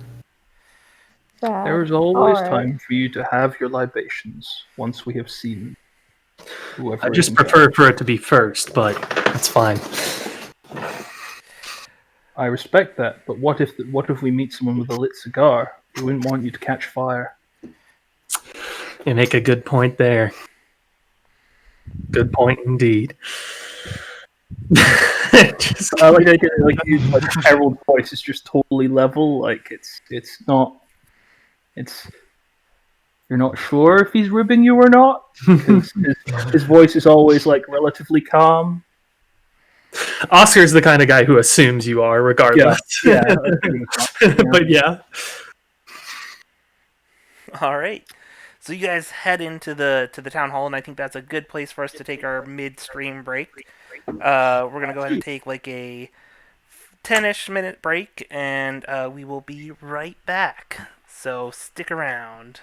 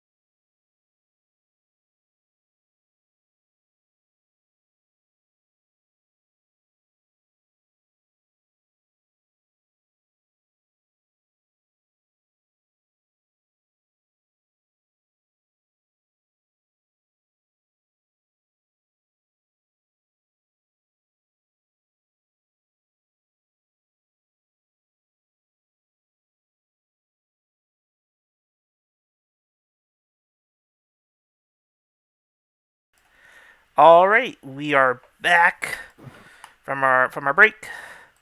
Um, and quick short recap: our intrepid adventurers, if we want to call them that, killed some people. Not people, some wolves. Killed some I wolves. was gonna say. We have ethics. Almost robbed some people. And now we are moving into the place where they were supposed to go instead of going to the bar, much to some characters' chagrin. Uh, to the town hall to meet with their contact to find out more information about the job. So you go into the town hall, and it is relatively empty. There is sort of like that general seating area, and then there's a sign that's kind of pointing to the side. There's a side door that the sign is next to that tells you this is where the offices are, and direct you in that direction. I think we should follow it. Yep, Harold's just gonna keep going. He is on a mission. Yeah, so you get up to the door, and the door has like the window, but the shades are pulled down, so you can't see inside the window, and it just says mayor's office on it. He will sort of rap a couple of times on the glass. Okay. And you'll hear this man with kind of a gruff voice say, "Oh, come in." Yep, open the door, and we go. And you go in, and it's not a huge office, but there is room for all five of you to stand comfortably. And now standing is kind of a rotund man wearing what should be a nice suit, but is a little bit worn and frayed. He has like a bowler cap on, and he has a monocle as well. He does not have any. He doesn't have a beard, but he does have a thick mustache. And noticing you guys and your strangeness, and he'll go, "Oh, you must be the." And he sort of shuffles around some papers, and he kind of finds one and folds it up. The Lucent Lot, yes, that is you. Still haven't locked in on that, but I guess, yeah, it is. Nice to I meet think you. it's. I still say it's pleasant enough. Is that out of character or in character? In character. Oh, okay. Work in progress, but yeah. What's the job? Oh, We got two big L's. Oh. and he kind of goes, "Oh, right, the job. Well, our fair town here of Asna has recently become under some strange influence, some strange affliction. There must be some sort of curse laid upon us, or something. It was always rather peaceful here, but recently, the number of monsters attack has increased by a lot, actually, and well." We're not really sure what is going on. In addition to that, our livestock, more of them are succumbing to monstrification than usual. I mean, you always expect to lose one or two, but the number recently has been much larger than is typical, and that's been a problem. The citizens are afraid even to walk the streets, even during the day. At this point. And we need someone to research and figure out what is causing this and get rid of it for us, preferably. All right. Fair enough. Got any leads? He kind of like gives himself. He gives you like an apologetic look. I personally don't know much. You could ask the sheriff. She'd be a better in tune with what's happening out on the streets than I am. I just sort of do clerical work here mostly. I don't even have a secretary of my own. That much is clear. Appreciate it. As well, as you know, the contract is as stated. He'll be paid 300 cash upon completion. There is a bonus if you can also. There's a reduced rate actually for just figuring out the problem and not solving it. You'll get paid 100 cash for that instead.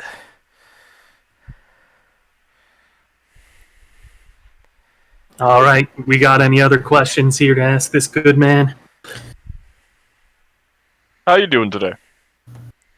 I'm quite well, thank you. That's very good. That's very good.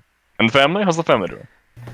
And he's very confused, but like answering you, when he's answering you, but he's like,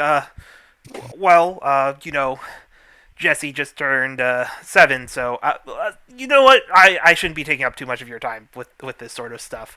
Oh no! But by all means, it's quite all right. That things will go about as they need to. While we are talking, curious, how fare the destitute currently? If they remain outside, they're not typically getting any of their alms or any type of benefit.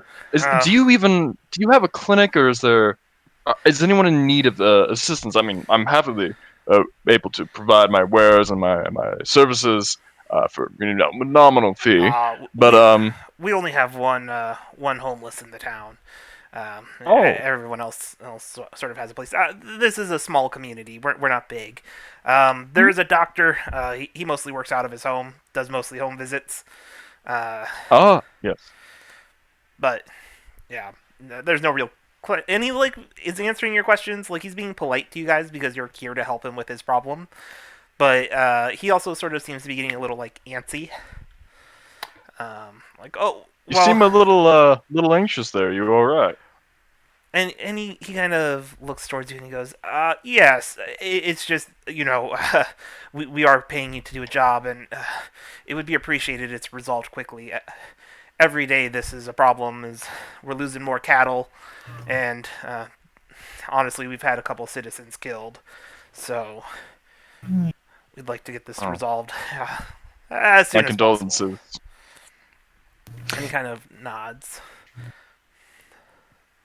So, Harold's where do we gonna start? Or he actually, before I go, there is a few things.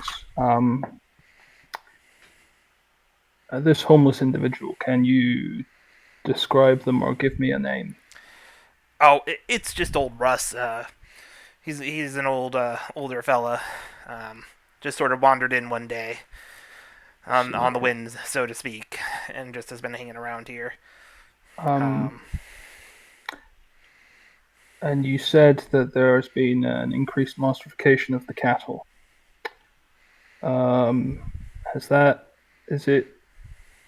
Is it indeterminate?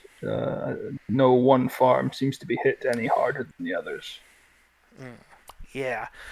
And he thinks about it and he's like, oh, well, now that I'm thinking about it, I think there have been more reports from old Bill's place. More reports of it happening there. Would you be able to give me directions to old Bill's place? Oh yeah, and he starts just family sort of going. like describing. It's actually on a farm opposite of where you came in, so it's on the other Okay, side. cool. So you guys didn't pass it on your way here. Gnarly. He says, "Yeah, it's near the that old manor. I forget who used to own it. It's been abandoned for years, though." Of course. Very well. We will endeavor to be as quick as we can in resolving your problem. And he's like, "Yes, that would be quite appreciated. We really do need this taken care of." Harold's just going to Great. nod once at the man, and then just going to like cast a look over like the rest of the party. He's not going to say a word. It's just these pair of green pinpricks just look over everyone, and then he's going to make for the door. All right. Did anyone else want to do anything before leaving? I'm just gonna take in the mayor of the town, just know what he looks like. Yeah. I'm just gonna stare at him a little too long. Yeah. Yeah. I'll just kind of look back at you. Clear his throat. I think it means it's time for us to go about our business. We'll go about this as speedily as possible, sir. I ensure that, Yes. and Reese is gonna go about like trying to comfort him physically, just give him like a nice tap on the shoulders, like it's gonna work out. It's good. It's good. He sort of nods. And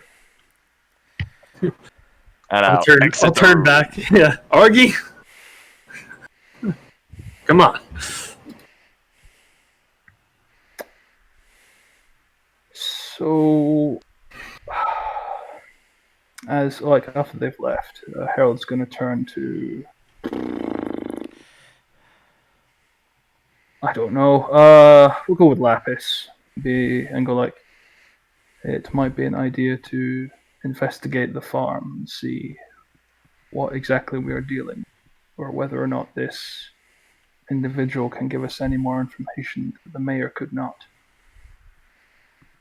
Sure. I mean, I don't know what the sheriff knows. He can be a last resort. True, the sheriff may also know something. Nah, let's go to the farm. Looks more interesting. Provided that the sheriff can always be talked to later. Can we go to the farm? Like, I hope so. And he's going to turn and walk. Physically, yes, you can move yourselves to the farm if you want to.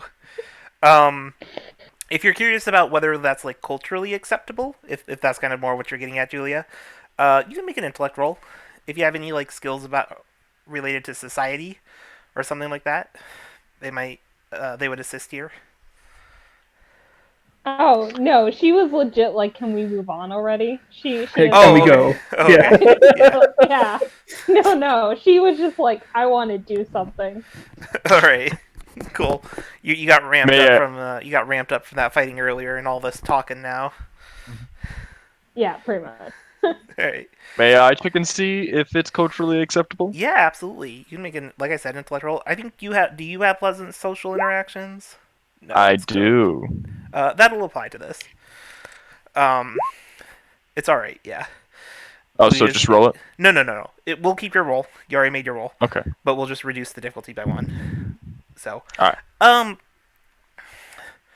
So typically, it wouldn't be that strange for someone to come by the farm. It'd be more common for, like, friends and family sort of situation. It's a little weird for a stranger to just walk up unless they need help.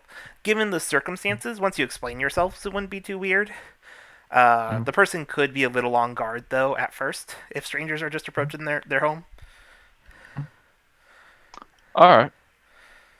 Cool. Yeah.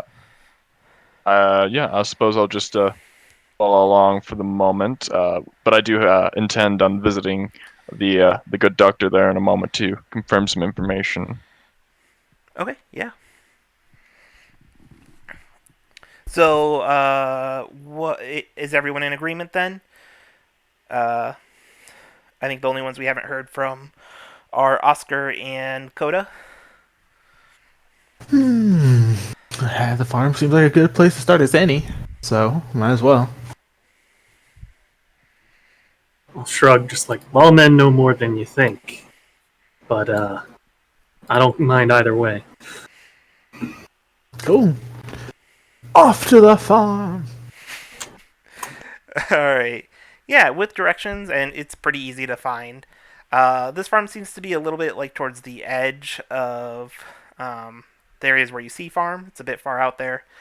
You can actually see a little bit in the distance a manor as well that seems to be off, clearly visible.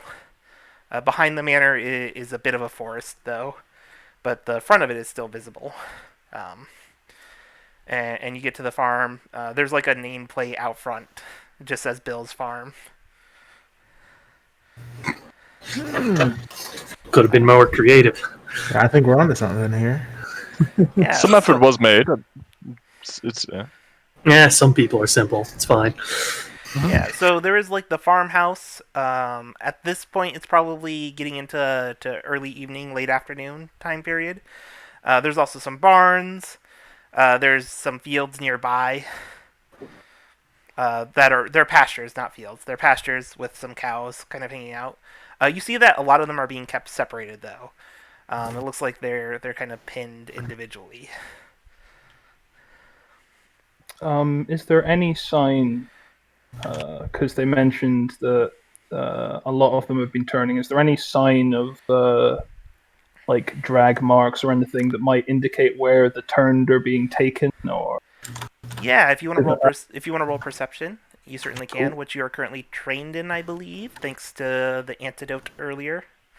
How long does oh that yeah, How long does It that last? lasts an hour. cool. I'll let it still take effect here. Um, It's probably about to wear off, but you did a cool thing, and I want to reward you for it. so what does perception go off of again? Intellect. Yeah, just roll an intellect, and you can just make an intellect roll. We just know it's one easier. We don't have to make it complicated. I just typed it in real quick there. Yeah, no problem. Perception's not a bad one to have on your sheet for everyone, because you'll be making it a few times, I'm sure. Yeah, actually, it's pretty easy. You'll also note, like, as you're moving through here, a lot of this separation, these separate pin things, seem to be more recent builds. Something done more recently.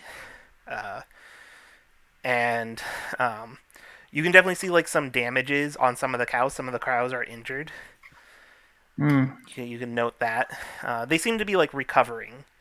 And it's not, like, near fatal injuries.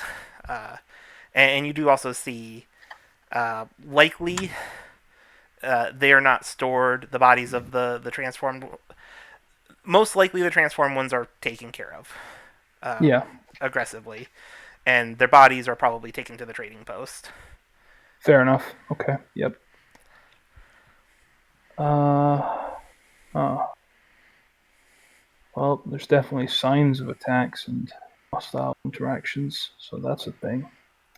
That part of the story holds up. Someone else should probably handle talking with the man, though. People tend to get put off by my appearance. Yeah, no kidding. Don't worry, I got it.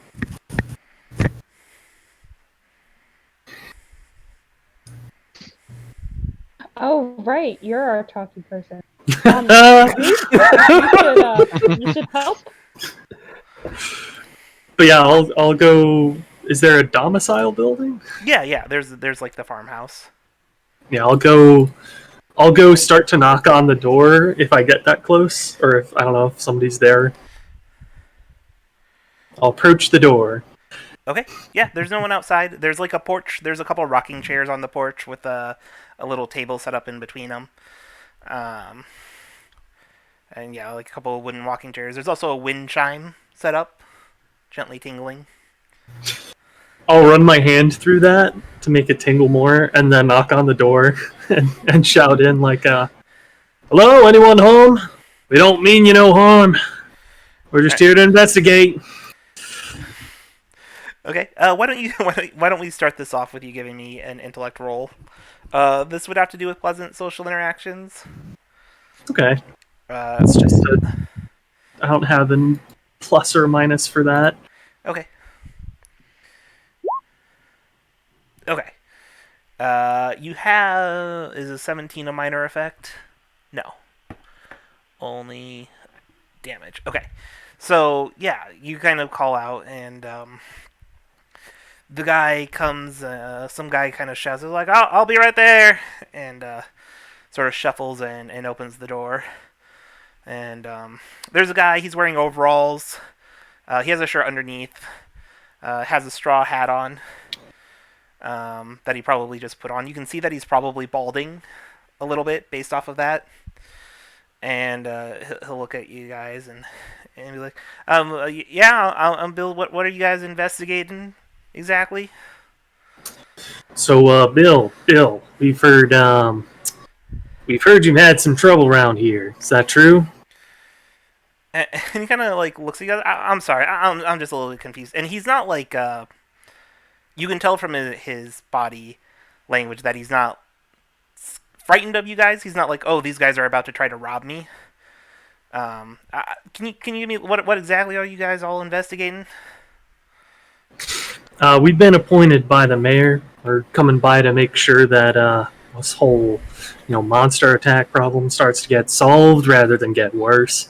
And he starts on, oh, yeah, yeah. I think you mentioned something about that in the last town meeting. Yeah, yeah, yeah. Yeah. What questions do you have? You know what? And he kind of like looks around. He's like, why don't y'all come in? My wife just made some lemonade, and y'all look like you could use a glass. Oh, thank you kindly. And I'm going to immediately rush in for the lemonade. And he kind of like yells in like as he gestures for. He's like, Dora, get some lemonade for our guests. And you guys are all kind of allowed to go into the home, and he kind of leads you to the kitchen. There's actually a pretty sizable table there, one that will fit all of you guys sitting around it. And there seems to be chairs. Not all of the chairs are matching. They're clearly from different sets.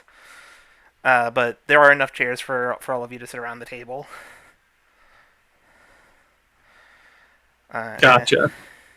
I'll sit down. Harold will sit down in the plainest looking chair. All right. I don't know if I should make you roll a perception check for that, or I'll just give that one to you. I'll stand, and I'm gonna just try to make pleasant conversation with Dora and insist that she take a seat. Oh, she's like, no, don't worry about it. It's fine. No, please, I do insist. And she kind of like smiles at you. Aren't you a sweetheart? No, it's quite all right though. And then she starts like she has this big pitcher out, and glasses are set in front of each of you, and she starts pouring each of you some lemonade. Again, thank you kindly for the lemonade. It's very much appreciated.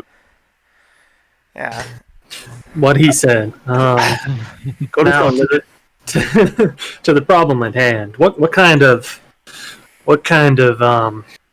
mutations, so to speak, have been occurring on this land? Bill kind of goes, well, and at this point, like Dora grabs the hat that Bill's wearing off of him, and he like tries to quickly grab it, and she's like, now come on, Bill, it is rude to wear a hat at a table, and we have had this discussion. And he goes, but don't, and you can now see like he's definitely like got the start of male pattern baldness. It isn't completely taken over, but at this point it's fairly obvious. And she takes the hat off and is like, and she just kind of gives him like a tongue click real quick, and he concedes to her will at this point. While she's distracted with that, I slip my hat into my lap off my head. Just like, whoop, okay. So yeah, what kind of like, I don't know, they spit acid or? Well, the common modification for the cows here, they turn into hell cows. They start spurting out fire from their nostrils and get right aggressive. Good. Yeah. It's all right as long as we can catch it. Yeah, go ahead. Sorry. So, flaming cows sound great. The manor, does it always look that creepy? Oh, I can't stop thinking about it. Yeah, Sorry. he's like, as long as it's as long as it's been here, as long as we've lived here, it has been a bit of an oversight. We got the place real cheap for that, to be honest with you. But it doesn't seem to affect the land none. At least it hasn't. You sure? No, I mean, we've been living here for what is it now, Dora? And Dora's like, oh, it's been 15 years, and he's like, yeah, about 15 years. And the troubles only started around 6 months ago or so. Slower at first, but they've been steadily increasing. Have there been any correlating events, individuals coming through town, perhaps some auspicious stars, so on and so forth? And he kind of like starts to ponder it, and he's thinking about it. And Kenny, sorry, you don't know who that is. A little kid kind of like pops his head into the doorway, and he goes, "You should tell him about the lights at the manor. They started about 6 months ago." And Bill kind of shouts out, "Like, Kenny, get out of here!" don't bother these folks with your fake stories. And he No, no, sort of, no, no. It's quite all right. I'm actually quite intrigued. If you don't mind, and I'm gonna make my way towards Kenny and kind of hunch down to his eye level and kind of try to give him like a level of like respect, like you yeah. do with like a kid, and just be like, "Well, go on and tell us about those lights, why don't you?" So yeah, Kenny looks to be about 7 years old or so. So he's not ridiculously short. But you still do kind of have to like crouch down to be able to talk to him. And he's like, well, I saw one night when I was not supposed to be up, and he kind of like looks away from his parents.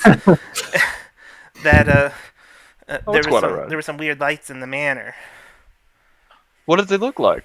Were they any particular color? Did Well, you see at anything first that the they were lights did? blue, and then They they were were blue, like pink, and then they were and then like, and like at this one's like, no. Bill's like, no, don't listen to the kid. He don't entertain him. He comes up with stories like this all the time. no, kindly, no, no, no. It's quite all right. It's my if it's a dream, then it is my specialty. So they change colors from blue to pink to like green and so on. Yeah. Do you see these lights do anything else? Do they take shape? Do they move throughout the manor? He goes, I haven't seen them in a while. They kind of only showed up. My window in my room faces the manor. So Faces the manor? Okay. so I was able to see them. That's why my parents didn't see them. And she's like, Bill, Bill's like, come on, kid. Look, and he'll start looking to looking around you guys, and I guess the person who's taken most point uh, is Oscar, and he'll go. Now he's a kid. He was probably just having one of those strange dreams. So I wouldn't take too much stock in that. We ended up sending the mayor there, or sending the sheriff there on these suspicions, and she came back with nothing. So All right, I understand. Well, thank you very much, son, for telling me about those lights. They do happen again. Please feel free to let me know. It does pique my interest. why don't you give me a go ahead and give me a pleasant social interaction roll. That'll apply to this. Ba-na-na-na. Nice. Nice. So you got an 18. So does anyone know offhand when minor effects trigger? Is it only on 19 and 20s? Yeah. Okay. So yeah, with an 18, with beating difficulty 5, well 7 actually. You beat difficulty 7. Like he'll whisper to you. He's like, there's a spot out back. If you wait there, I'll come and tell you more about what I saw. And at this point, it was, Bill's like, now can you get out of here, get. And he'll sort of pat her off. I'll nod and just be like, yeah, he describes a tree to you that's behind the house. wonderful, wonderful. Um, Cute kid you have there. yeah, a bit of an idiot, but what are you gonna do? Oh, no, I wouldn't say that. It's creative, if anything. Yeah, he'll kind of just give you like a questioning look. Like, I wish he'd show as much interest in his stories as he would in learning how to farm. It's gonna be his trade someday. Oh, well, a boy can dream until, unfortunate realities may come to pass, but, I mean, he's still a child. I take it you don't have any kids. No, I don't. I have a few, younger siblings that I watched out for, but no, unfortunately, I have not been blessed with that, with that blessing.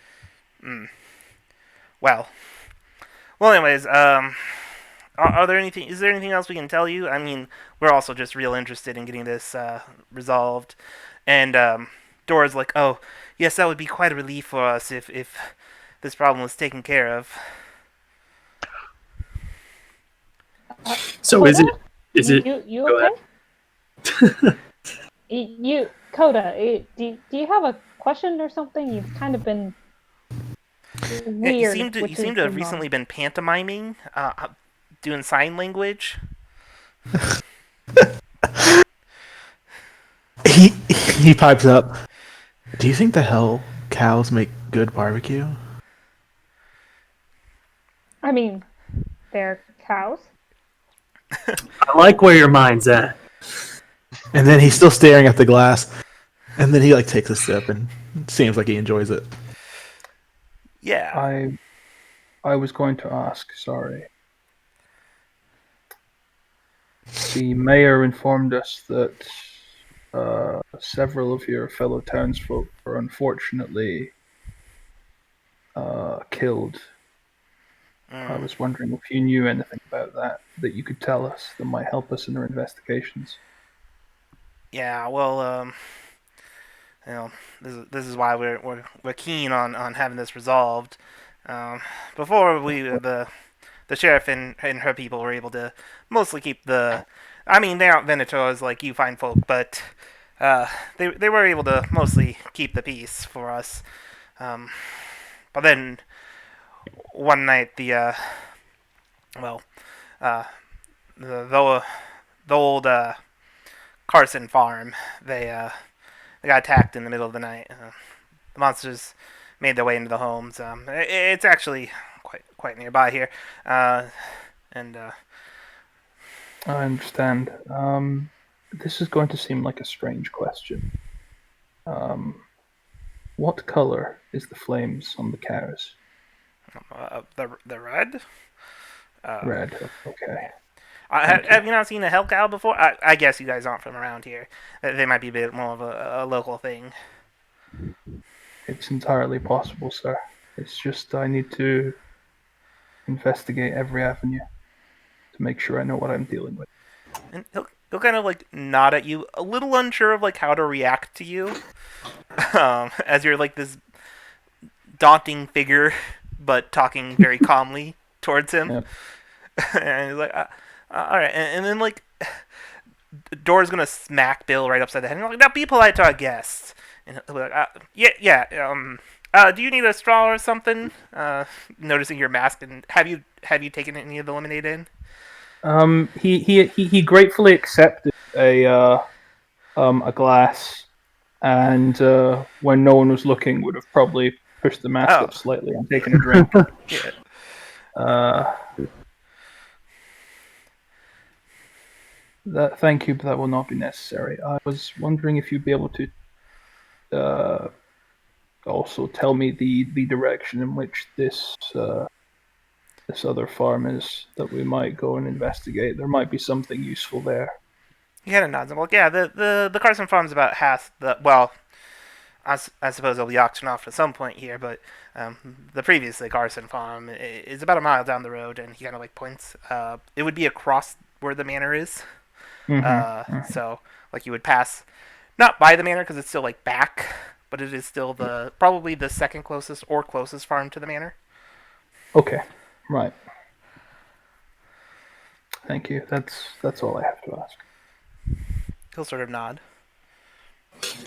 Tell me, were you close to the Carsons? Well, of course, they were our neighbors. We helped each other out when we could. I mean, they mostly farm chicken. It still works. It's still not particularly fun to deal with monster-fied chicken either. I'll tell you that. They are nasty, bitey Yeah, things. what are they? Supposedly, if they peck you, well, not supposedly, if they peck you, you could turn to stone. well, best stay away from them then. They're a bit dangerous. The cockatrice is a particularly dangerous animal. I would recommend most people stay clear. Yeah, he sort of nods. He's like, yeah, that's we just call them rock chickens here, but I've heard them called that before.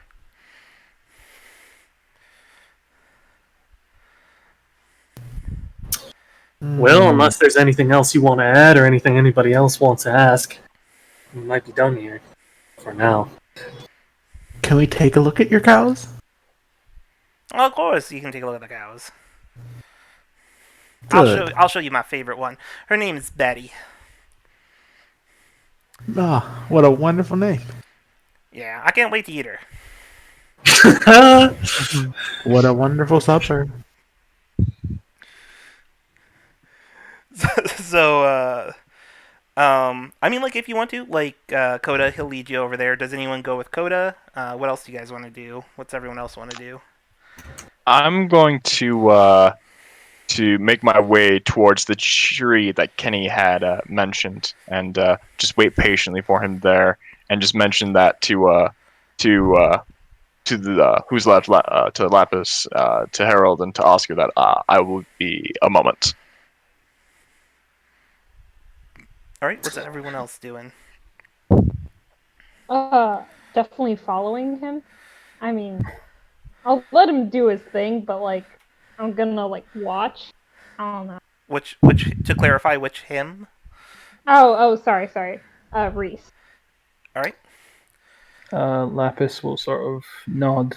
No, not Lapis. You're Lapis. I'm not Lapis. I was like, wait a New second. characters, my man. New characters. Harold will nod at Lapis, understanding that he should probably go and keep an eye on Coda, and to make sure he doesn't get carried away with stories of cows, chickens, and who knows what else. All right, that leaves Oscar.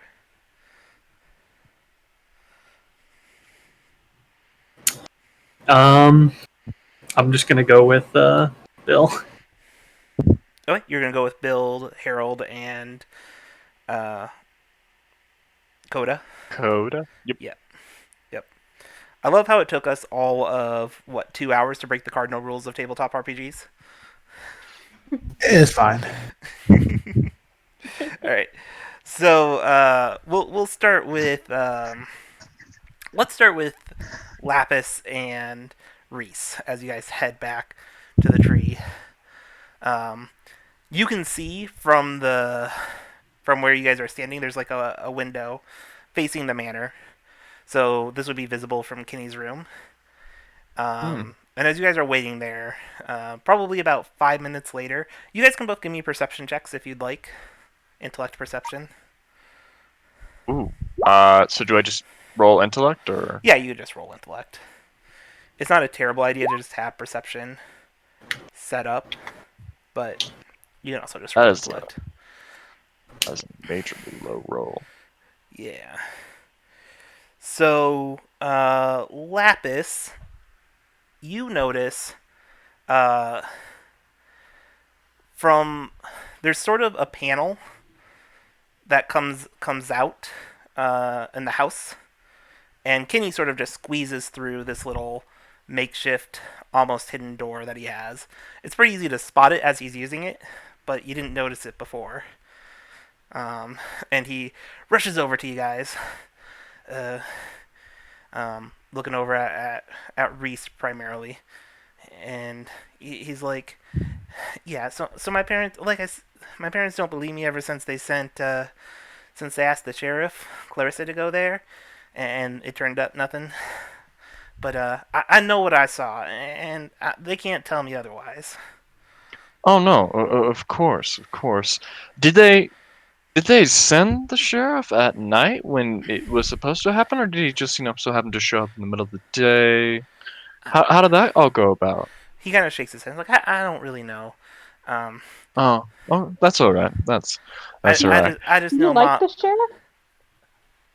I don't really know her that well. She's like you folk, though. Oh, okay. But these meaning. You kind of I, gestures to you, like magic people. Oh, right. yeah. But these lights that you've seen, is there anything else you can tell me about them? How frequently they happen? Last time you saw them? I haven't seen them for a while. I mean, I only saw them about 6 months ago, a couple nights. A couple nights. Yeah. So I sneaked out, and I tried to. Oh, where'd you go? I tried to go to the manor, and The manor. Yeah. And he goes, and I saw some people going in there, and that place is supposed to be empty. Yeah. That's what my mom and pa say. Okay. What did these people look like? I couldn't really see. I can't see in the dark. Can you see in the dark? And he kind of like, oh, is that rude? Oh no, it's quite all right. I can see pretty decently in the dark. Not as well as everyone else, I suppose you could say. Maybe a little better. I, Um, I didn't get close enough to get a good look at them. oh. But there were a few of them. They kind of went in. Um, and then a few days later, the lights sort of stopped. Or I stopped seeing them at the very least. I'm sorry. So just to confirm, you saw the lights about 6 months back, and then later on, when the lights were happening, some people you saw go into them, into the manor, and then the lights stopped. Yeah, shortly after that. Okay. And no lights since then. And he kind of like shakes his head. Mm. Mm. Okay. Thank you very much for telling me that. I do really appreciate that. Has anything else happened when you saw those lights? Did did you see those lights? Then perhaps a favorite cow had changed, or anything that like correlated with that. Do you know anything that might have been affected by the light, or what's your thoughts on this? He's like, he kind of like thinks about it. He's like, I don't really know. Um, Mm. I think they were like kind of cool looking actually. Um, Oh, but sometimes when I looked at them, I would get a headache. you get a headache? He kind of Okay. nods. Oh, okay. Have they continued afterwards, or do you experience No, any that other like discomfort? he kind of like shakes his head. No, No. they would go away. If I stopped looking at them and Okay. went back to bed. Okay, that's good. That's good. Well, thank you very much, Kenny. Your help has been invaluable. I do very much appreciate what you've done. Yeah, and he looks like really proud of himself. Whether that's warranted or not. And he goes, here, and he kind of like holds his hand out. Ooh, what's in his hand? Holding his hands out He holds it to. out palm face down. It's his hands grasp close, and he's holding it like palm face down, as if to hand you something. I'll put both hands underneath to catch it. He drops it, and there's just like a marble there. He's like, that's my lucky charm. If you go in the house, you might need it. Oh, well, thank you very much, Kenny. I do very much appreciate that. I think I might have something for you, and I want to use my. I want to either use my dreamcraft to pull something from one of his dreams, like a pleasant imaginary friend or something of the sort, like that, or I would like to use my oneromancy, which allows me to be trained in tests relating to sleep and making creatures fall asleep, and try to like enable him like to have a nice night's sleep or nice rest later on. Okay, I would. Either or. I'm gonna say this as plainly as it is. Either you're gonna make a nice dream image for him, or you're going to give him drugs. Or you're gonna give him drugs. So which would you like to do? This is my lucky marble. I think it's a Steve thing. First one's free. I mean, like drugs to make him have a nice sleep, but still. It's along the lines of prescription medication. He may not have a prescription, but hey, I'm a professional. I know what I'm doing. Of course I know. I'm gonna do Dreamcraft, and I'm gonna go for like the extra action, which I think is another 10 minutes or so, and I'm gonna do the whole animate dream and just like allow him to have fun with an imaginary friend of his or a very Yes. pleasant dream that he's had beforehand, and just kind of simulate that for him. So yeah, you like pull out this image from his dreams, and it's of this cow that has like a monocle and is chewing on a carrot, but like it's holding the carrot in its mouth like it has a cigar, and has like these big like feathery wings. And he goes, he kind of just gasps, and he like runs up and he kind of like looks at it and looks at you, and then you make it kind of like fly around a little bit, and he just sort of chases it, and then eventually it'll sort of fade away, and he'll be like, that was, thank you, and that was really cool. And then Oh, he'll be he's like, I better get back. My mom might check in on me, so, and he kind of rushes back. All right, so Have yourself a nice night, pleasant yeah. dreams. Yeah, yeah.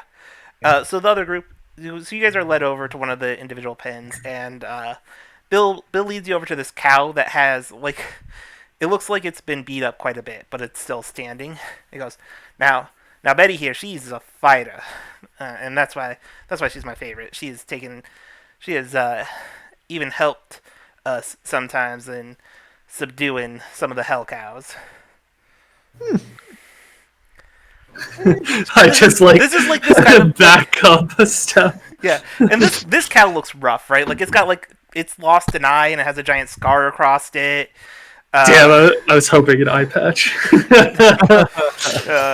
One of its horns is broken. The other one looks really sharp though. And she's got like a fair amount of bulk, like she's got defined muscular features. Yeah, she'll make a fine steak, huh? Yeah. Well, I mean, yeah, I mean, waste not, want not, right? Exactly.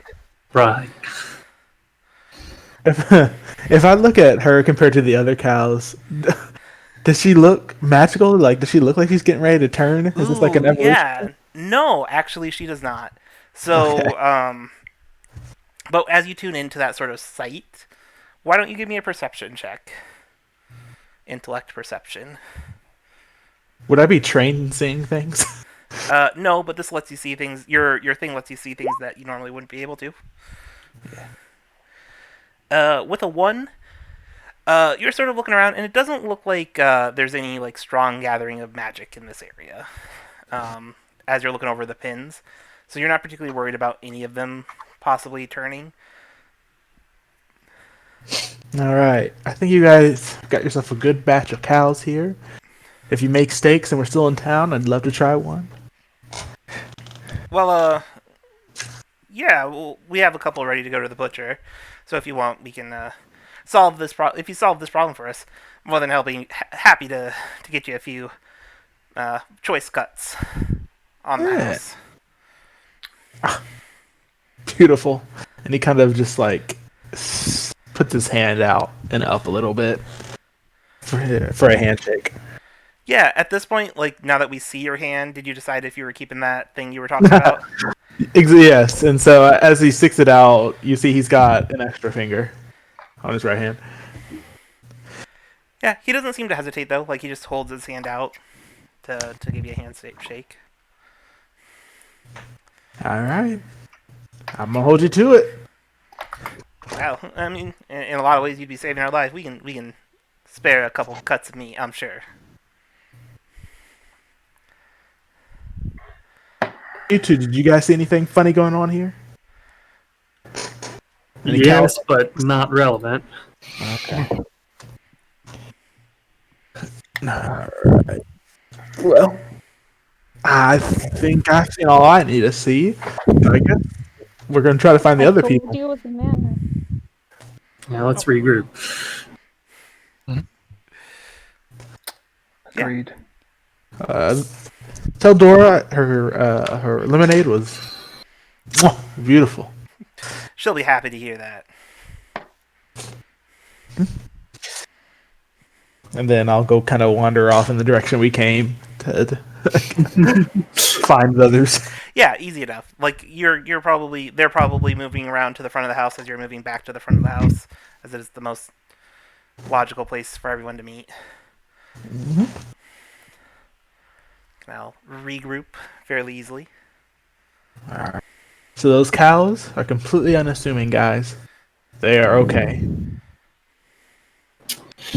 Not so sure I'd agree completely, but I know you have a. it Oscar didn't is seem like a hell cow. Oscar was afraid of the farmer's favorite cow. I'm not going to question why. However, I would like to investigate that manor at some point. Possibly after we have investigated the Carson farm. Okay. Did you guys see anything weird? Hey, Alec, it sounds Yeah? like there's some wind going into your mic. Hold on. How about now? Sounds good now. Okay. Thanks. My bad. No problem. Let me fix that. There we go. Oh, wow. I 100% meant to delete the BRB break time and then just forgot. Alright, ignore that. Good stuff. Yeah. Professionals here, guys. We are 100% professionals. Yeah. So, where would you guys like to go next?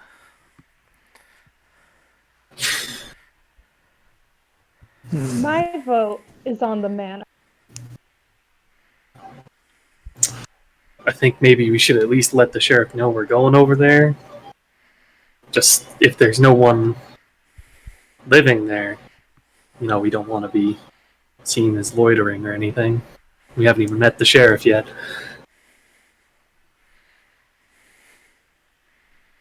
Well, I'm all for meeting people. More talking. Great. I mean, we can just pop in, say hi, and leave. I'm just saying. Don't want someone, a fight to break out in there if it is something going on there, and then the sheriff come and start firing at everything that moves. It's fine. Hence us. It's fine. Sheriff, we'll go there. Harold is going to kind of like go over to Lapis, and he's going to like put that hand as if he's going to put it on her shoulder, and then stops. Like he's done this before, and people have recoiled, and he's going to like withdraw his hand and go. I have no doubt that your expertise will be required before this job is done. We just need to be a little more patient. I know. Sorry. I we understand. fought lead wolves. We haven't had a drink. And, that lemonade was refreshing. Just not that refreshing. But, I understand. Sheriff, we go. Yep. And, you okay with your hand? You're, like, reaching, but then stopped. It has been some time since I have traveled with so many magically inclined individuals. If it makes you feel better, I'm not good at magic. You are, however, fairly good at killing blade wolves. Sure, yeah. Well, that's something to be proud of. I don't know who's giving the pep talk to who, but yeah, I agree with you. You're pretty good too. I like to think that's like a regular thing with Harold. It's like I'm not sure who this is directed at anymore. Am I helping him? Is he helping me? Are we helping each other? What is going on here? Do I just nod until he goes away? Tell you what, Lapis, if it makes you feel better, what I can do is you guys can go pop in, say hi to the sheriff, and leave. Don't have to have a chat or anything. I'll go and get us a bottle that we can share. Not all of us, if anybody wants some. Bring it back when we regroup. Or are you more of the social type? Which matters to you? Is it the actual bar, or is it what's in there? Is it the liquid? Well, we're dealing with flaming cows, but I feel like the alcohol is what's important here, but I'm just trying to keep our spirits up, and if spirits do that, then by all means.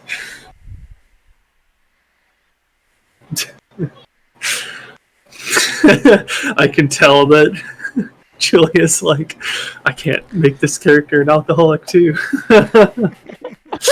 Okay. So far not to. No, yeah, we. It's not Julia's good. fault that your characters drive her characters to alcoholism.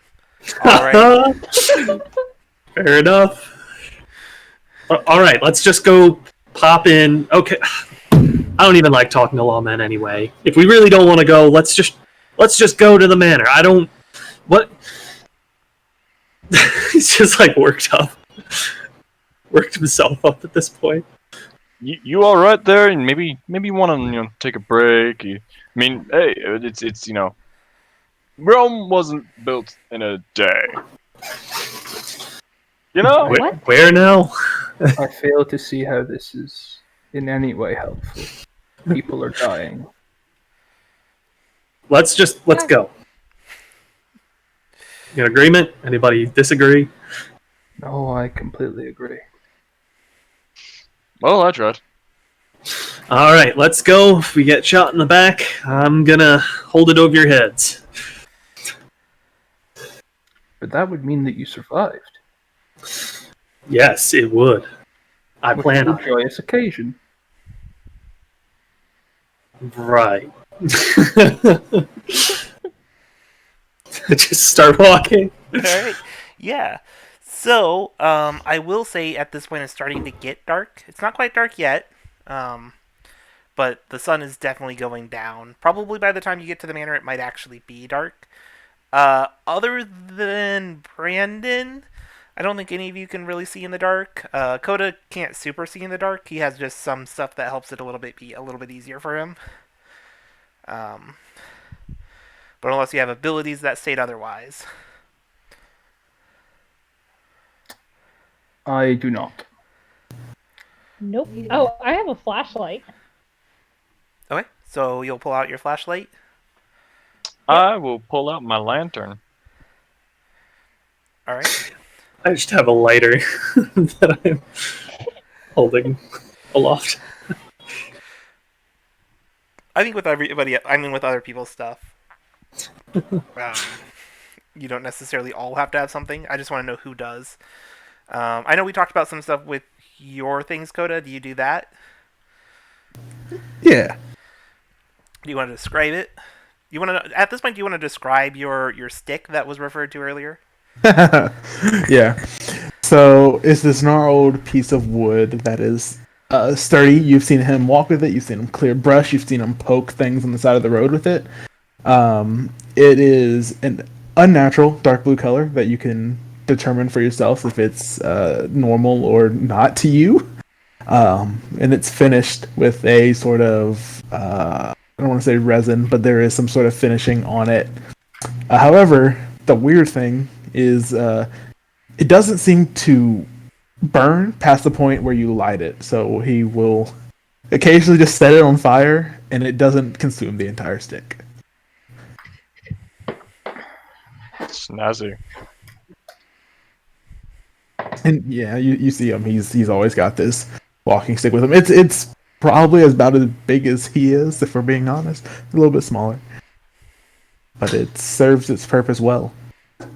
Alright, so you light that on fire, Reese lights up his lantern, and Lapis pulls out her flashlight. What's Lapis' reaction to these two people using, like, flames for light in an age of flashlights? She definitely takes a step back and just looks at them, and then kind of looks over at Harold and Oscar like, really?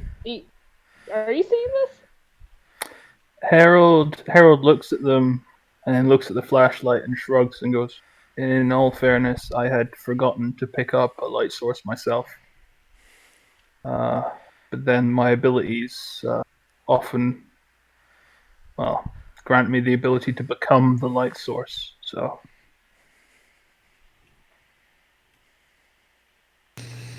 Yeah, I Fair mean, enough. sometimes it's easier to just light something on fire rather than, batteries or whatever the equivalent power source is for our world.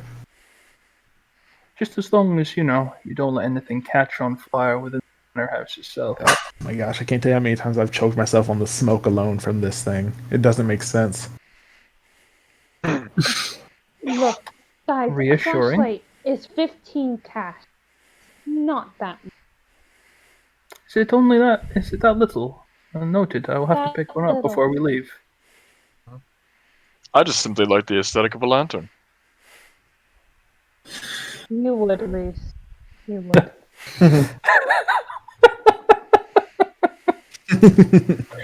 This is incredibly out of character. Like, Harold does not laugh.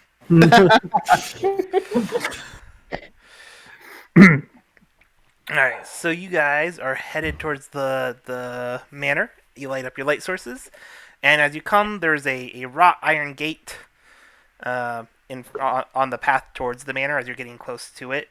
And in front of the gate is a sign, uh, and the gates are chains closed, and the sign's kind of chained, held aloft by the chain, and it says "Private property. Do not trespass." Without even anyone like talking about it, I'm just gonna step under the So or it's like over the fence. no, the fence is like too high for you to like step. You could climb it. Oh, if you it's want. like Yeah, it's meant to keep people out. okay. Um, I might be able to find a I suppose suitable avenue of approach if you wouldn't mind. Yeah. I was just going to. I also I want was to just say going to. real quick before we get too far, I gotta remind myself of Coda's ability. Coda, you're getting a strange feeling from the manor, even from this distance. Ooh. You see Coda's hair just stand up a little bit on edge. Guys, it's spooky. I don't like it. How so? I don't know. His hair's I'm doing the thing again. It is doing the thing. Is this something he does often in our traveling? I mean, probably not to this degree. Uh, he occasionally will be like, "Guys, something. Did you see that? Did you? Do you feel that?"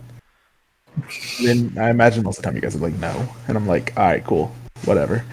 Um, Has there been a pattern as to what causes? Curse you and your weird ability. no. All I have is magic training. Is this like when someone like sticks their hand on that like electro ball thing and the hair kind of just all gets big and poofy? Yeah, so I guess it's naturally kind of poofy. Right. In this instance, you guys kind of, in the most cartoonish way possible, it just goes like, just like ever so slightly. Um, Do you have like the anime like cowlick power? He has the antenna. Yeah. it's just all my hair just kind of like points straight up, as into my antenna. No, I think it is like it does twitch, and hair shouldn't twitch, but like you guys are just like, I don't. This guy's weird anyway, so it just makes sense in this world of magic and nonsense. All right.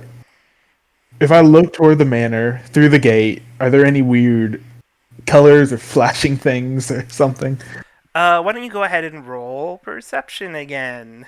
Why don't we actually have everyone do a preemptive perception too as we start getting to this one? This is a role playing technique I like to do, and if people are running games, I suggest you do these in your games at home. Make everyone roll perception at the beginning of a scene. That way they don't get all freaked out when you say roll a perception check and then suddenly get on edge for hidden stuff. So if everyone can shoot one of those out for me, Yeah. then we can just have those on hand. 15. That's pretty good. Maybe. Maybe.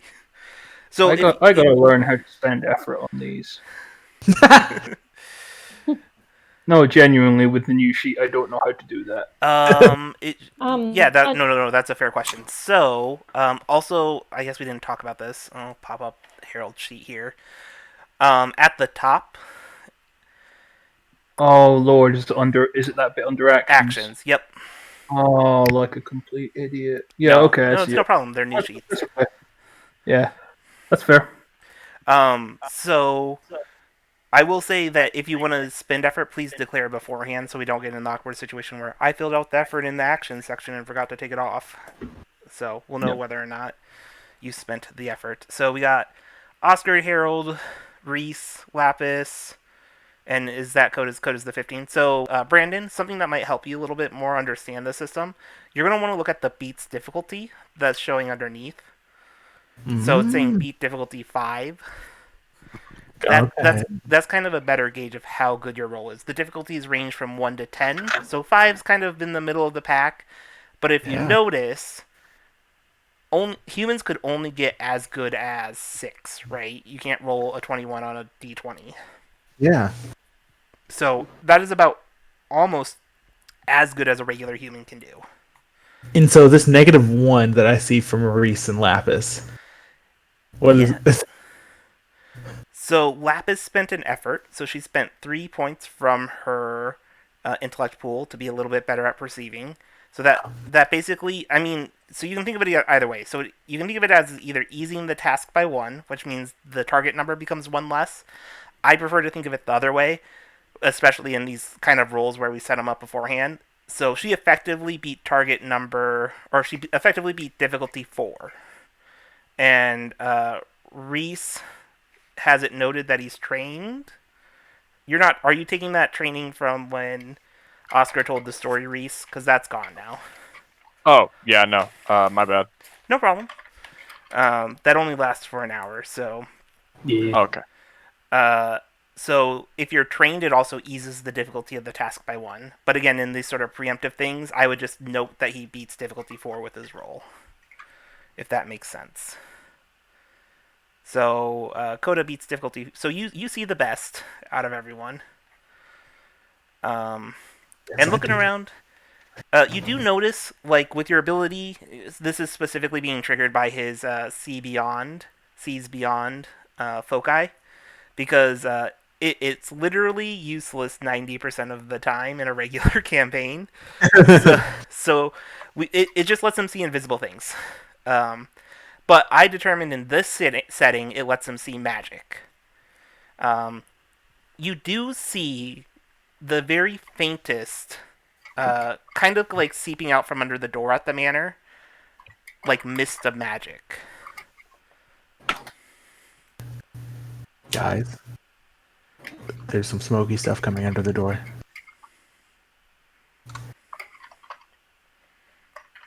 All Awesome. right. Let's kill it.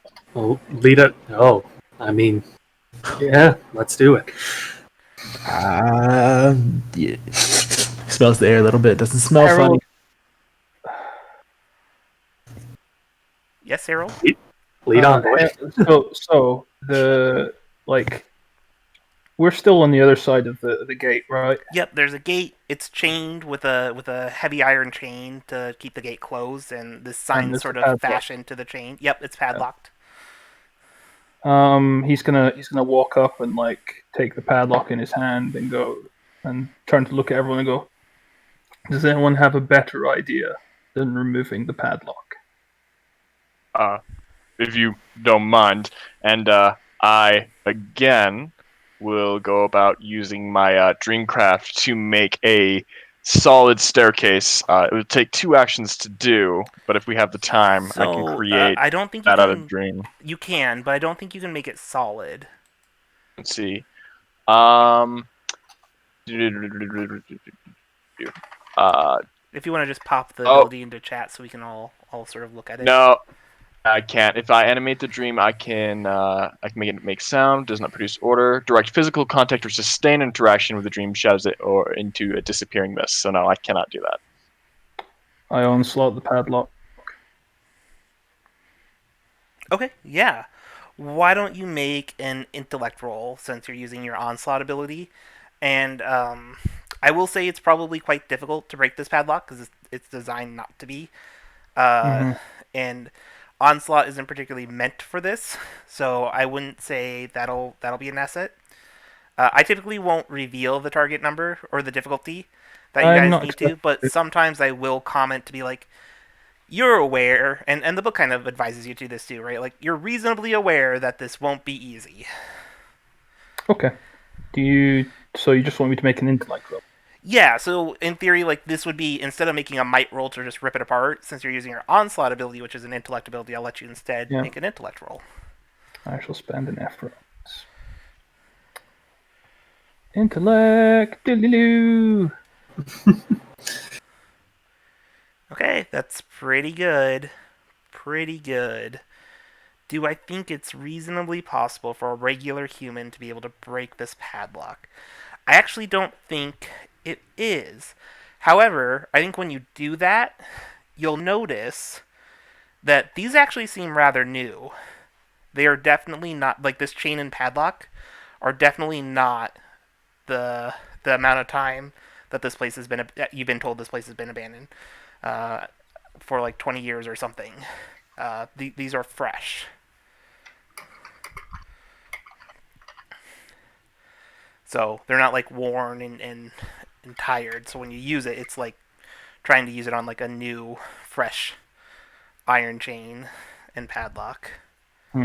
So yeah, he'll like I like to imagine that the green fire flashes in his hands, and then he stops and he looks and goes, "These are new, very new, in contrast with everything else here." Right. We don't know if Well, that's interesting. The sheriff might have the key. Might, but if the sheriff came here and found nothing, they would hardly padlock it up, would they? I wouldn't know. I will also say like both Oscar and Lapis, and probably Reese too, as well as Coda, like looking around, it'd be significantly easier to just climb the fence than break this padlock and go in. Yeah, I'm probably already pulling out my rope again. Are there like posts on the top of the fence sticking up that I could like rope it around? You want to try to like lasso the rope? Yeah, there are for sure. Okay. They're like Yeah, they're like the little spikes. They're spread out like enough that you can easily maneuver around them, but they add atmosphere if anything. all right. Yeah, I'll try and sling it around there just to make it easier to climb up. Sure. I think it's easy enough, and you just like given time will eventually succeed. So I don't see the point in having you roll for that. While I'm trying to do it and miss a bunch of times, I start being like, this reminds me of a time when we had to scramble up a fence this big. We didn't have time to throw a rope over it or anything. There were some lawmen after us behind us. They were out of ammo though, and they had knives and were chasing. Oh, we were getting stabbed in the foot. My friend was, and it's just continual. Okay, so you're using your antidote again. I'm guessing. I'm not actually using it. Okay. It's just a So character. so Oscar's telling you this long story. You're expecting there to be like a little bit of insight on how to climb well from it, and then by the end of it, you're like, he didn't even mention them climbing it. Yeah, it's like ending on how the guy's foot got infected from the knife wound or something. Great. Anyway, you can go first, and I'll point at Lapis. All right. Again, at this point, like with the rope, and given that you're not under duress, all of you can make it over. There's no sense in like playing this game where it's like you roll and then you're like, I fail, but I legitimately can just try again, right? So Yeah, fair enough. this would be different if you were being chased, as in Oscar's, as was the story in Oscar's story, but with all the stuff. If anyone wants to roll for the lols and see if your character fails miserably, you can. But like I said, Would that be a might roll? yes, it'd be a might if you have like athletics or climbing. That would help here. That would be a skill that would help here. However, I appreciate you asking to roll because now I will explain assets. So the rope's going to act as an asset for you, so that will ease the task by one. Just by having an appropriate, a beneficial situation or material. Yeah, sure. Why not? Might as well see what happens. All right, go ahead and give us that roll. There should be a. Okay, we'll just go ahead. Yeah, Reese, you actually do pretty well. It's pretty live and a quick climb for you. So you hop over. Yeah. And then everyone else follows you, follows your lead. And I think at this point we get a shot of you guys all kind of walking to the middle of this road that leads up to the manor, and we get a pan of you guys, and we get sort of the turnaround, and we see this foreboding old manor. The doors are shut. There are windows along the front. Some of them, there are 2 stories. Some of the windows on the second story are broken, clearly broken. Uh, we we have the Tenna version of Coda's hair sticking up, getting more and more uh, pointy, I guess, as you get closer. Is that how you're picturing it, Brandon? Yeah, more and more porcupine-esque. Yeah, as you start moving towards this manor.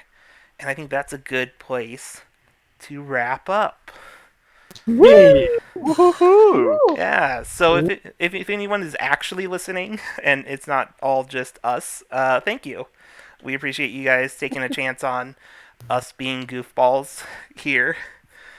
Um, But who are you talking to, Nick? yeah, just ourselves, There's I no one think. there. Yeah, I think it's just Oh, right. ourselves.